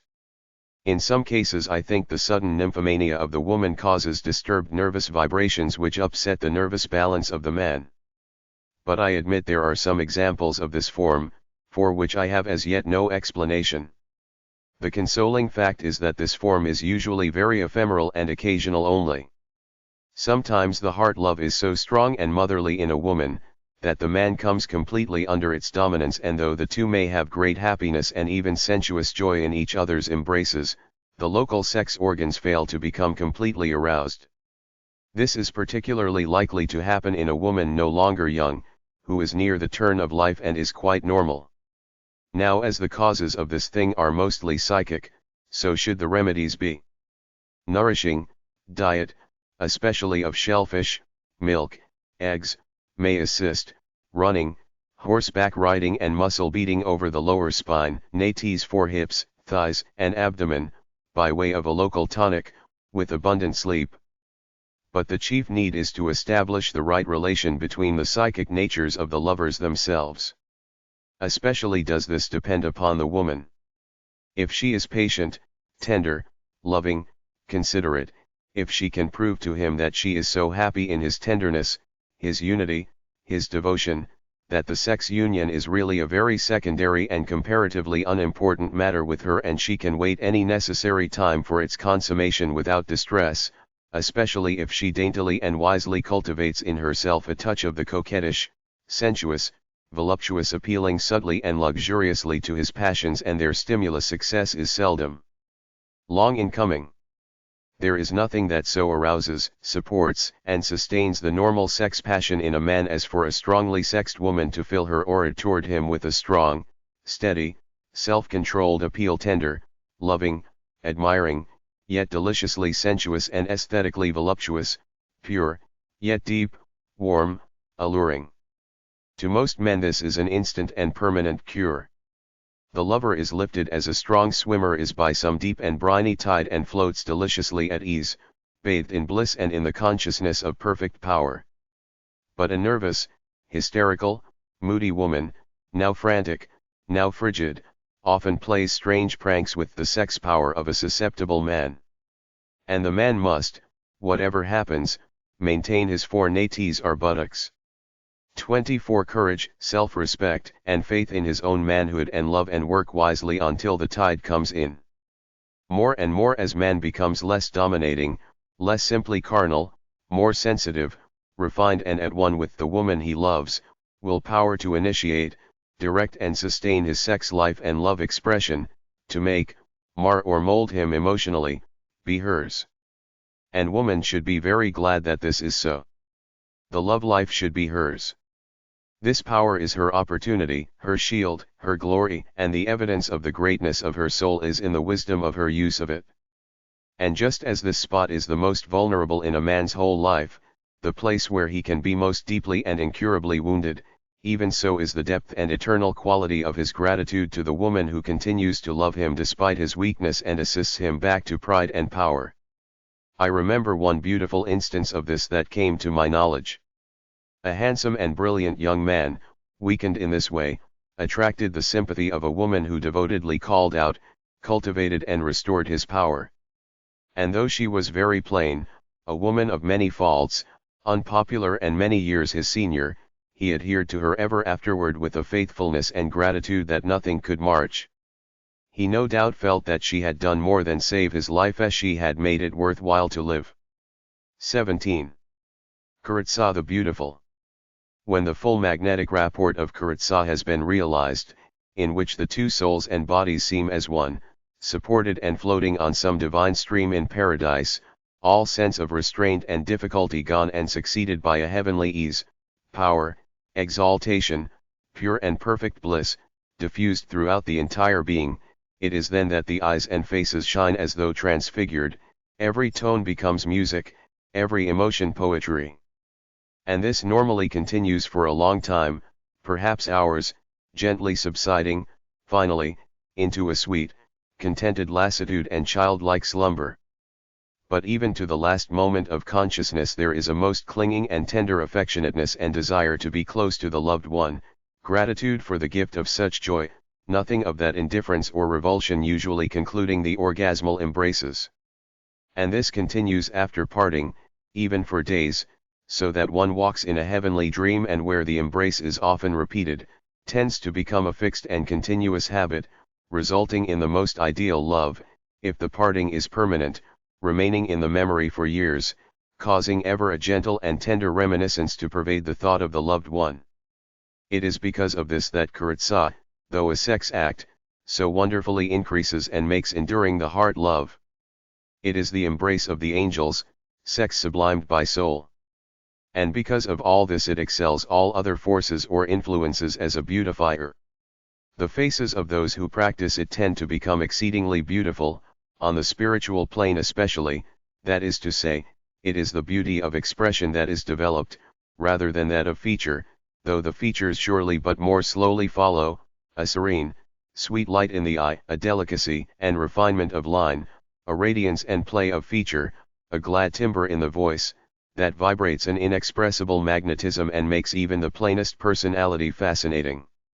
Owing to the blending of the two natures, their mutual exaltation and reception of each other's moral qualities, it is soon to be noted that lovers who practice Kuratsa display the fruits of such inspiration and transmutation. The woman becomes strong, proud, confident, logical, displaying the finer masculine, while the man becomes gentle, considerate, compassionate, sympathetic, intuitive, revealing the finer feminine. Thus the sexes spiritually change and interweave and become at one. Is it any wonder if this most vitalizing of all elixirs, thus habitually fed to them, should make the organs receiving it, or through which it passes, beautiful, magnetic, graceful, radiant with life. Look at the lips, eyes, cheeks of a happy bride and find your answer. Joy is the greatest beautifier on earth, and there is no joy like sex joy. I prophesy that when Karatsa becomes the habit of the people, made easy and 25 perfect by inheritance developing into instinct, that the human race will become beautiful exceedingly, beyond the beauty of all former times, a subtle, inward beauty, shining through. The sex force, which produces such rapture when felt locally, such a divine ecstasy when diffused in Karatsa, will be healing in the hands of the physician, eloquence on the lips of the orator, fire in the eyes of the leader, genius in the brain of the great. 18. The danger of excess. The accusation is continually brought against sex reformers that they become obsessed by sex and rush into excess. And this is sometimes deserved, for the tendency to excess exists in every intense nature toward whatever activity may predominate in interest. But it is no condemnation of any pursuit to prove that it may be indulged into excess.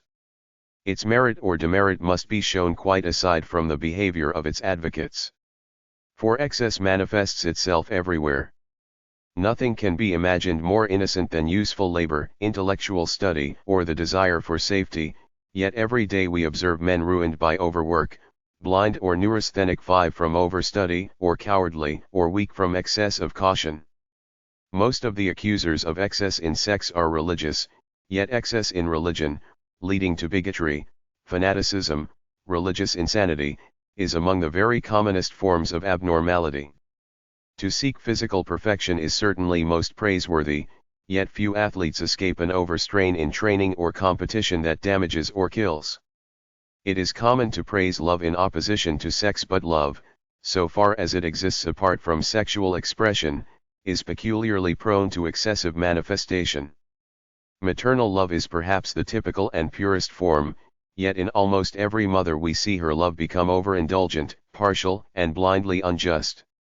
The jealousy almost always present in the deepest loves, no matter how spiritual, proves excess, and when love is suffering a nervous breakdown denied or suddenly withdrawn, unhealthful, insane or criminal symptoms almost always supervene, requiring all the powers of the spirit to quell. With every virtue known to man the same is true. In proportion to the power of any faculty, or the richness and value of any emotion, is the peril of excess. And sex shares this danger with the rest. The reproach of excess, in many cases, is the result of mere prejudice. There is still an immense amount of theological odium attached to sex in the popular mind. It is a thing apart, to be kept secret and mentioned with bated breath, a thing doubtful and suspicious, if not certainly vile.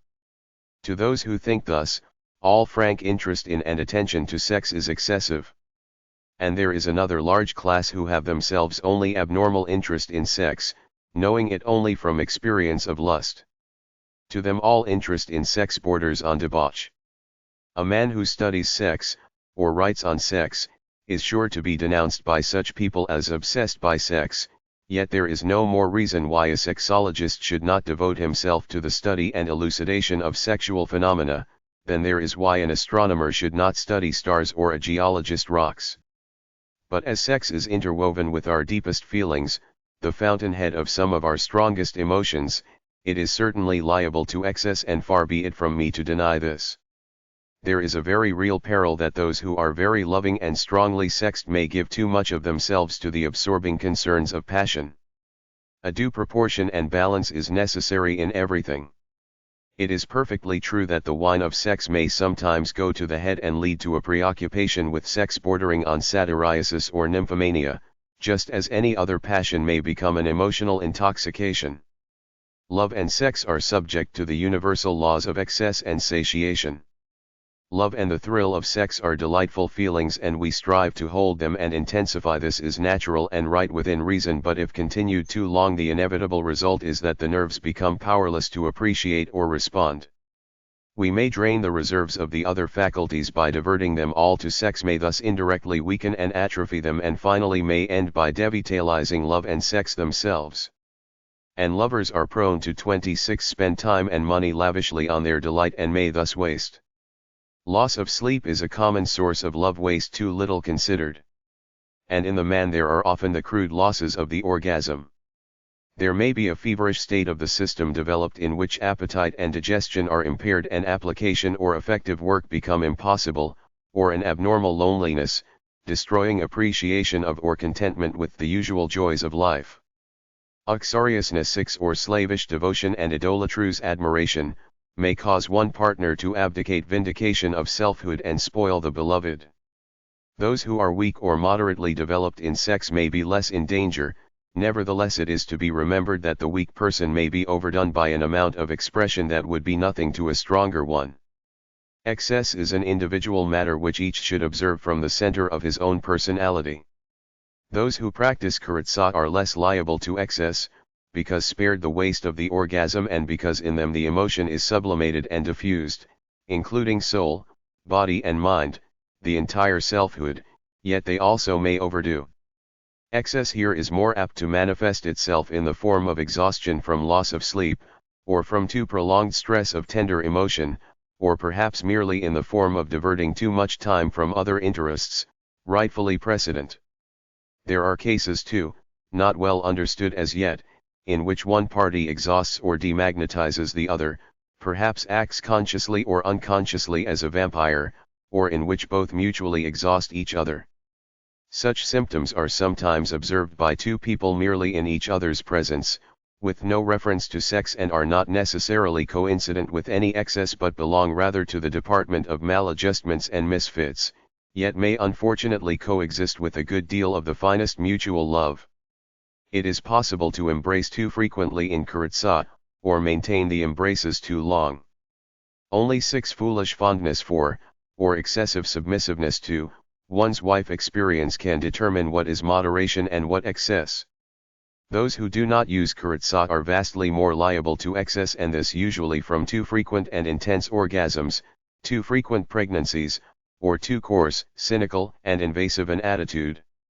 Where there is merely a physical itch or craving gratified, with no mutual tenderness or kindness, or perhaps actually against the desire or protest of one party, sex is always excessive. If there is no indulgence except where there is mutual consent and enjoyment, mutual kindness and consideration, careful regard for the conditions of health and useful living, and a dominant conviction that all physical acts should express beauty of soul, there need be no fear. Excess is only where the act is individually or socially detrimental. 19. Final considerations. It will be noticed that I lay great stress upon the value of love in kuritsa and of refined feeling. For success there cannot be too much of both. Great love and poetry of feeling represent the ideal in the practice of the art of love. But I never forget the limitations of real life. Not all people can be poets. And I quite recognize that it often happens that very good people wish to marry or unite their lives, because they are lonely or physically starving, who yet have not and never could have any great, mutual romantic love. The practical question is, can such successfully or beneficially practice kuritsa? Certainly.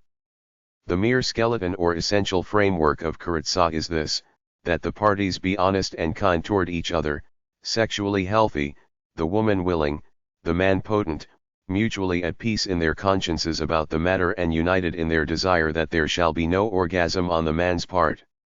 On this basis they can succeed and with benefit, but their happiness and peace will be very inferior compared to what it would be if deeper and higher emotions could be included.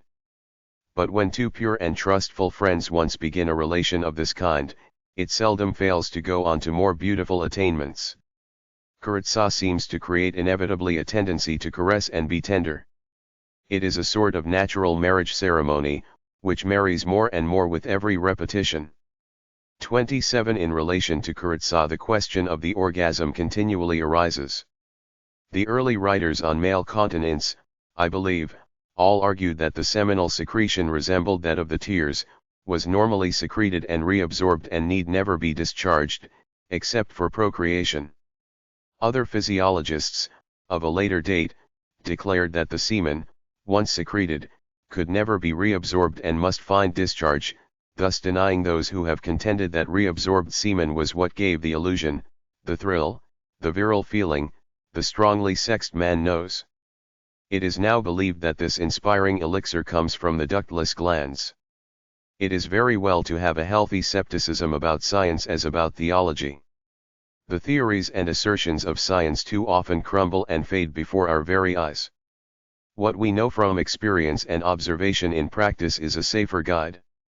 And the practical facts are these: an accumulation of semen does occur in almost every man, sometimes, varying very much with different men, which apparently must have vent. It is a surplus. Either more has been secreted than can be absorbed, or, once secreted, it cannot be absorbed. Anyway, it will come out. In the man who has nothing to do with women, this causes the wet dream, which is a perfectly natural way of getting rid of a surplus. In Kuratsa it causes the occasional failure.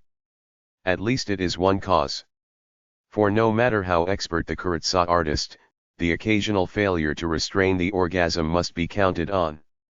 That beautiful equilibrium between the parties which leaves both so satisfied sometimes fails to occur, and the man's orgasm irresistibly approaches. He is obliged to withdraw and his Kuratsa becomes a coitus interruptus. The success of Kuratsa appears to depend on the sublimation of mere sex feelings into predominance of love feelings and upon a diffusion of sex consciousness so that too much is not concentrated locally. If local concentration becomes too great, an explosion inevitably follows. I have observed that if the woman a man loves becomes suddenly cold or angry toward him, this local concentration is very apt to occur. It is more apt to occur with a fickle and moody or coquettish woman than with a steady and deep one, with a weak woman whose passion is fitful than with a strong woman whose great passion lifts and carries her partner on an even tide. It is harder to be continent on a full meal than on an empty stomach, harder soon after a bath. A vivid emotional experience of any kind may cause it, or intense intellectual exercise.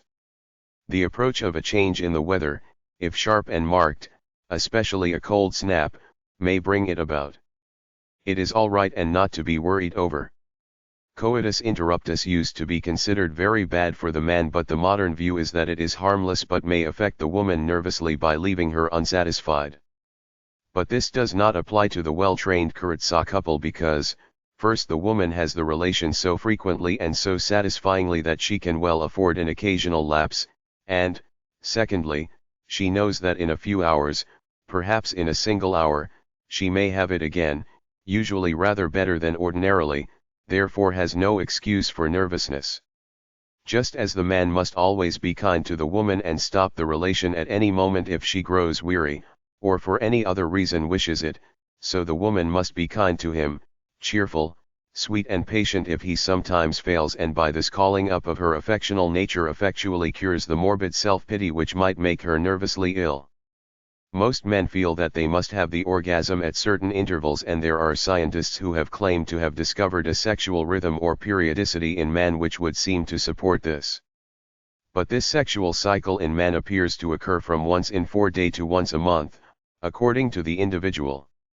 On the other hand, almost all women want intercourse very frequently and long and leisurely each time, and sexual scientists support this too. It is admitted also by the highest authorities, they do not know Kuratsa, that coitus interruptus is the surest of all ways to avoid undesired pregnancy, while the contraceptives are none of them safe. Now all these things can be reconciled in Kuratsa. Let the man learn Kuratsa and his wife can have intercourse as often and as long as she likes, while the occasional failure gives him the relief of the orgasm at the time of his period or some other time. And there is the question of the woman's orgasm. It is held by quite a good many men, some women, and many physicians say the same, that a woman also needs the orgasm, and that if she does not have it, her 28 health suffers. It is also commonly claimed that the woman's orgasm is essential in conception for the best results. With these contentions I disagree. I consider the female orgasm an acquired habit and not natural. The male needs the orgasm to expel the sperm, but the female has no analogous need. Her orgasm has nothing to do with expelling the ovum. In all the animal embraces I have been able to witness, while the orgasm of the male was evident, I could see no evidence of a female orgasm. If the female orgasm is not necessary and does not occur below woman, why should it be necessary of occur in woman? To give her pleasure, is the answer, and a good one, but I hold that if she will have kuritsa, she can have a finer, sweeter pleasure without it. My objections to the female orgasm in kuritsa, for it is to be noted that in the original male continence the woman had the orgasm if she wanted it, are threefold: that self-control is more difficult for the man where the woman thus indulges herself. That after her orgasm the woman is less magnetic, enthused and delightful as a partner, enjoys the kuritsa less and quite often soon becomes indifferent, depressed, or irritable. That indulgence in the orgasm on either side cultivates the merely sexual at the expense of the affectional, the romantic, the spiritual. As I know that a woman who has known the perfect orgasm may deliberately abandon its practice completely in favor of kuritsa, on the ground of its being less satisfying than kuritsa minus all orgasm, and as I know that women who have never in all their lives had an orgasm may be beautifully satisfied and blissfully happy as well as healthy in kuritsa without it, and this more and more as the years go on, I feel that I have good grounds for saying that I believe the orgasm in the woman is entirely unnecessary and artificial, and that she is better off without it. The ordinary male orgasmal embrace seldom satisfies the woman. It is too brief and animal for her. And if she is not satisfied in sex, of course she suffers. But if she can have the orgasm with it, that gives her a kind of satisfaction, and that is why the orgasm seems beneficial to her, and her physician, seeing the benefit, endorses the act. But the same woman could be better satisfied in the non-orgasmal embrace of perfect and prolonged kuritsa, and then the orgasm would be seen to be needless. That is my position.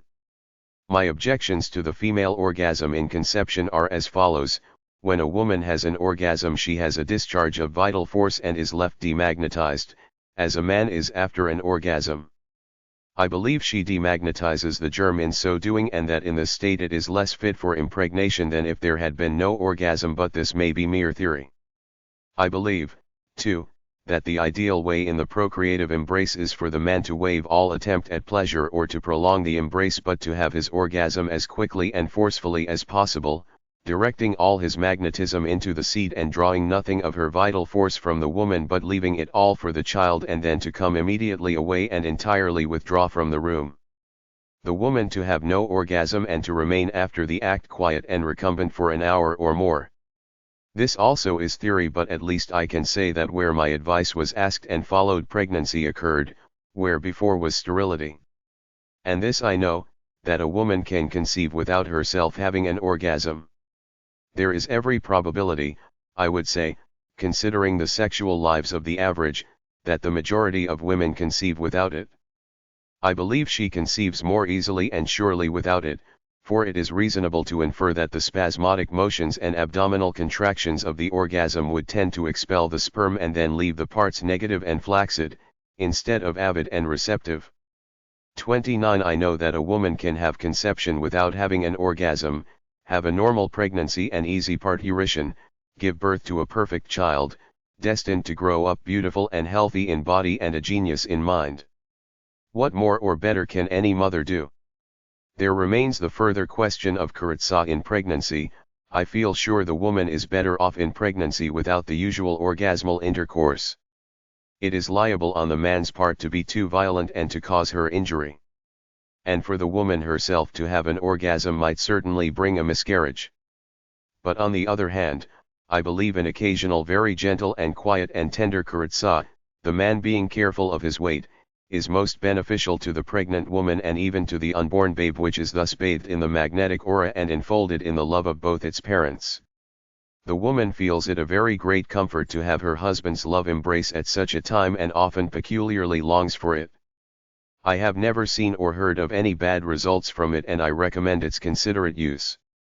The advantages of kuritsa, as a love act and otherwise, may be summed up as follows: it permits the embrace more frequently. It permits full penetration, contact, and motion to the fullest extent, with no intervening substance whatever, thus completely satisfying woman's greatest sexual craving, which is for long continued, tender touch, as deep as possible, as long as possible. It gives the slower, more deliberate, more luxurious nature of the woman plenty of time to be fully aroused and fully satisfied. It satisfies her love nature along with her sex nature, which to her is the most important thing. It removes all fear of pregnancy, so that she feels safe. It requires no lotions, douches, greases, tampons, plugs, pessaries, drugs, syringes, skin pockets, rubber bags, napkins, getting up in the cold, or any adjustments whatever. It leaves the poetry of the act not only intact but intensifies it. Thus it satisfies the imagination, the craving for the ideal. Because it cultivates self-control and requires the sublimation and transmutation of the merely sexual into the tender, the loving, the gentle, the romantic, its inevitable tendency is elevating, not degrading, to redeem and purify sex, not only to maintain its perfect natural innocence but to add to it the chivalrous, the moral, the religious, in an ascending scale. Thus it satisfies the mind and soul. It gives complete birth control. 7 A general knowledge and use of it must certainly lift most of the odium which now attaches to everything sexual, thus increasing the respect for and appreciation of sex, its liberty and exercise, thereby automatically removing gradually the curse of social reproach. Between the well-mated it leaves no sense of weakness or exhaustion but one rather of sweet satisfaction, fullness of realization, peace, often a physical glow and mental glamour that lasts for days, as if some ethereal stimulant, or rather nutriment, had been received.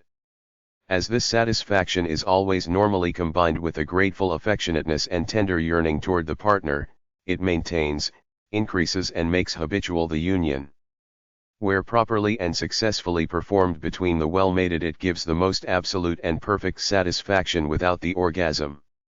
Withdrawing the sexual electricity from the merely sex organs, distributing it throughout the system and discharging it from every part toward the loved one, exchanging with that loved one, every part so used is electrified and vitalized and becomes more beautiful. Karatsa is the greatest beautifier. And this satisfaction, joy and perfected love inevitably react to increase the general physical health and mental vigor. Karatsa maintains youth and is one of the best of the health exercises. 7 This is not true. It does, however, make conception less likely. 30. Appendix A school of physicians has arisen which claims the orgasm as a most important function, beneficial and justifiably attained by artificial means if natural ones are not available, including with apparent approval, masturbation, and the use of mechanical and chemical contraceptives. The chief evil of this teaching appears to be that it is calculated to leave the reader of little experience with the idea that orgasms are practically harmless, that excess is unlikely and that if no immediate bad results are noticed the practice may be indulged into about the limit of desire. To understand this problem we must consider the endocrine system. In the organism there are ductless glands whose function is to deliver energy. These glands and the varying power of their function, I conceive to have a most intimate relation to the orgasm, its need and nature. Where these glands work excessively we may have a condition of almost or quite maniacal energy, quite upsetting the usual inhibitions, or, at the other extreme, where their action is deficient, we may have depressions, weakness, melancholy, cowardice, neurasthenia. Sexual love inspires the ductless glands to action, which is one reason why it is so healthful and joy-inspiring. To those who have deficient action of the ductless glands, sexual love becomes most beneficial, giving strength, courage, optimism, because it brings their action up to normal, or nearer to normal. But to a man who has excessive action of the ductless glands, sexual love, or sex relations, may so increase this that a painful tension is created, even a state of emotional intoxication or madness that may be insane. All sexual crimes, rape, jealous murder, outrages of Jack the Ripper type, originate in this sexual insanity caused by excessive action of the energy glands. That is my theory. On the other hand, bashfulness, impotence, occur where the endocrine glands do not work strongly, or work fitfully and give rise to melancholy and an inferiority complex before the adored one. The relation to the orgasm is this: in the normal man, under usual conditions, it may be conceived that the semen secreted is all absorbed as fast as secreted, no surplus accumulates, no pressure is felt. There is a steady, normal output of energy from the ductless glands, neither excessive nor deficient. That the semen can be and is absorbed I think is satisfactorily proven by the numerous instances where men have been sterilized by accident, disease, or intentional operation in such a way that the testicles are left unharmed but the semen is cut off from its natural outlet. After being once secreted only two things are possible: either it must be absorbed or it will form a swelling. It does not form a swelling, therefore it certainly is absorbed. And the orgasm is not essentially a discharge of semen, for it is possible for a man to have an orgasm with no discharge of semen, and women, who have no semen, can have orgasms as violently as any man. An orgasm is essentially a violent emotional discharge of energy or nervous force. Fits of rage, weeping, etc. are often truly orgasmal and in many cases serve as substitutes for sexual orgasms, as in hysterics. Where the ductless glands are excited to more than usual activity, energy accumulates in the nerves and a demand is felt for its discharge. If the thoughts are then sexually excited, there will be a demand for a sexual discharge, especially if the excitation has been of a sort to cause the energy to accumulate in the sexual centers, causing congestion. For wherever the nervous energy flows, the blood flows also and remains congested unless the energy is discharged or withdrawn. Now observers report very differently as to after effects of orgasms. Some feel like a sick dog, or report dizziness, lassitude, weakness, dimness of vision, perhaps vomiting or fainting, while others only feel relaxed and soothed or declare energy and buoyancy increased. Some can endure only one orgasm at long intervals of perhaps a month or more, others glory in daily orgasms or even a number at one interview. Even the same individual often experiences a wide range in power or in good or bad effects. How explain these differences in the testimony of good witnesses? I think an understanding of the ductless glands explains all. 31. There are those in whom these glands work with more than usual power, and if the energy thus received takes the direction of the genitals for an outlet, such a one feels a tremendous need of an orgasm, and, if he has it, he feels it relieves and benefits him, and if his glands are excited by the sexual embrace they may rush more energy into the vacuum, even an increased amount, making repetitions possible until the pressure is lowered. During this the contagion of his emotions may excite the glands of the woman, and she also may have multiple orgasms, or may have them anyhow because of her own endocrine flow. On the other hand, a man in whom the flow of endocrines, or hormones, is only normal may feel quite spent after an orgasm, demagnetized, and must rest before a repetition. If his glandular flow is weak and a surplus only slowly accumulates, then, if he repeats too soon, he may spend not only his too scanty surplus but may draw on his reserves to a degree that may cause uncomfortable or even alarming symptoms. But must the nervous sexual surplus find an outlet through the orgasm? Yes, say the doctors of the orgasmal school, or health suffers. Here is where I differ. They recognize a coitus completus, a coitus interruptus, a coitus reservatus, and I would add a coitus sublimatus, which may also be a coitus completus in another way. I teach an embrace in which, in its perfect realization, there is a complete dissipation of congestion, complete discharge of nervous surplus, complete relief from tension, and a complete satisfaction. An embrace peculiarly suited to the weak, because its action is to increase the function of their ductless glands and to make strongly sexed individuals out of those previously afraid of sex or feeling themselves sexual failures, and which can also completely satisfy the normally strong. But where the technique of the orgasmal school is followed, this embrace can hardly be realized, especially by those of powerful surplus. For everything in their technique tends to create a local congestion which must find relief in orgasm or distress follows. A mutual, reciprocal, simultaneous friction must certainly produce this result. I teach an alternation of friction, one positive while the other is passive, or else mutual quiet, magnetation, and sublimation being the object. With them the whole matter is sexual and tends downwards to a sexual conclusion. With me the sexual magnetism is generated simply as a current on which to carry the love message, or by which to create the love light, all to be sublimated upwards to a romantic, poetic, spiritual conclusion, satisfying sex incidentally. They would concentrate the energy on the genitals and I would diffuse it from the genitals throughout the system, from the sexual to the affectional, from sex desire to romance, tenderness, spiritual exaltation, and love, affording, I contend, more complete satisfaction than an orgasm, especially to the refined. And their method requires always the use of contraceptives, or else observance of times and seasons, all such safeguards being conceded by the best authorities unsafe and unreliable, while my method may be used at any time, with nothing between, and all of nature's romance of touch unrestrained, with the certainty that where no semen discharges no conception occurs. One believes he has discovered what becomes of the semen in Kurzethought. It leaks backward and comes out in the urine. But better authorities claim that leakage of semen only occurs in diseased conditions and not at all from continence. I think where the sublimation and absorption are carried to the right degree there is no leakage, but I think it possible that it occurs where the excitement exceeds the sublimation.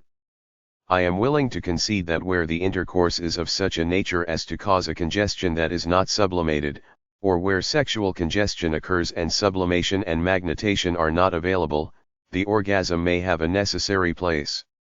Perhaps it must be admitted that everything has somewhere its use. The idea that when once the usual amount of semen has been secreted, secretion largely or completely ceases, only enough being secreted usually to replace what is absorbed, and this even under frequent or habitual sexual excitement, is, I believe, probably correct and agrees with my own 32 understanding of the matter. But ever and anon, with the usual man, a surplus does accumulate, is not sublimated, and an orgasm occurs. The question of whether the woman's orgasm is essential to the best conception seems to have a new sidelight thrown upon it by the discussion concerning birthmarks and prenatal influence.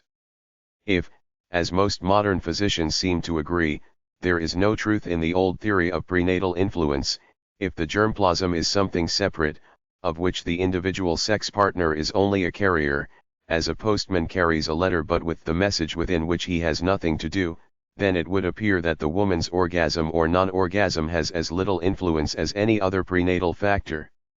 Just as it would not really matter, so far as the message the letter was concerned, provided it was delivered, whether the postman was quiet and normal, or had an epileptic fit at the moment of delivery, so it would not matter what the woman, or the man either, did or did not do, provided the ovum and sperm cell were safely gotten together. Their motives and emotional states, according to this theory, do not count. Which would explain how a woman could be impregnated by the semen from a syringe, or bear a normal child even if raped, or if in a drug sleep. Again, it must not be forgotten that conception, scientifically speaking, is the penetration of the ovum by the sperm cell and their coalescing.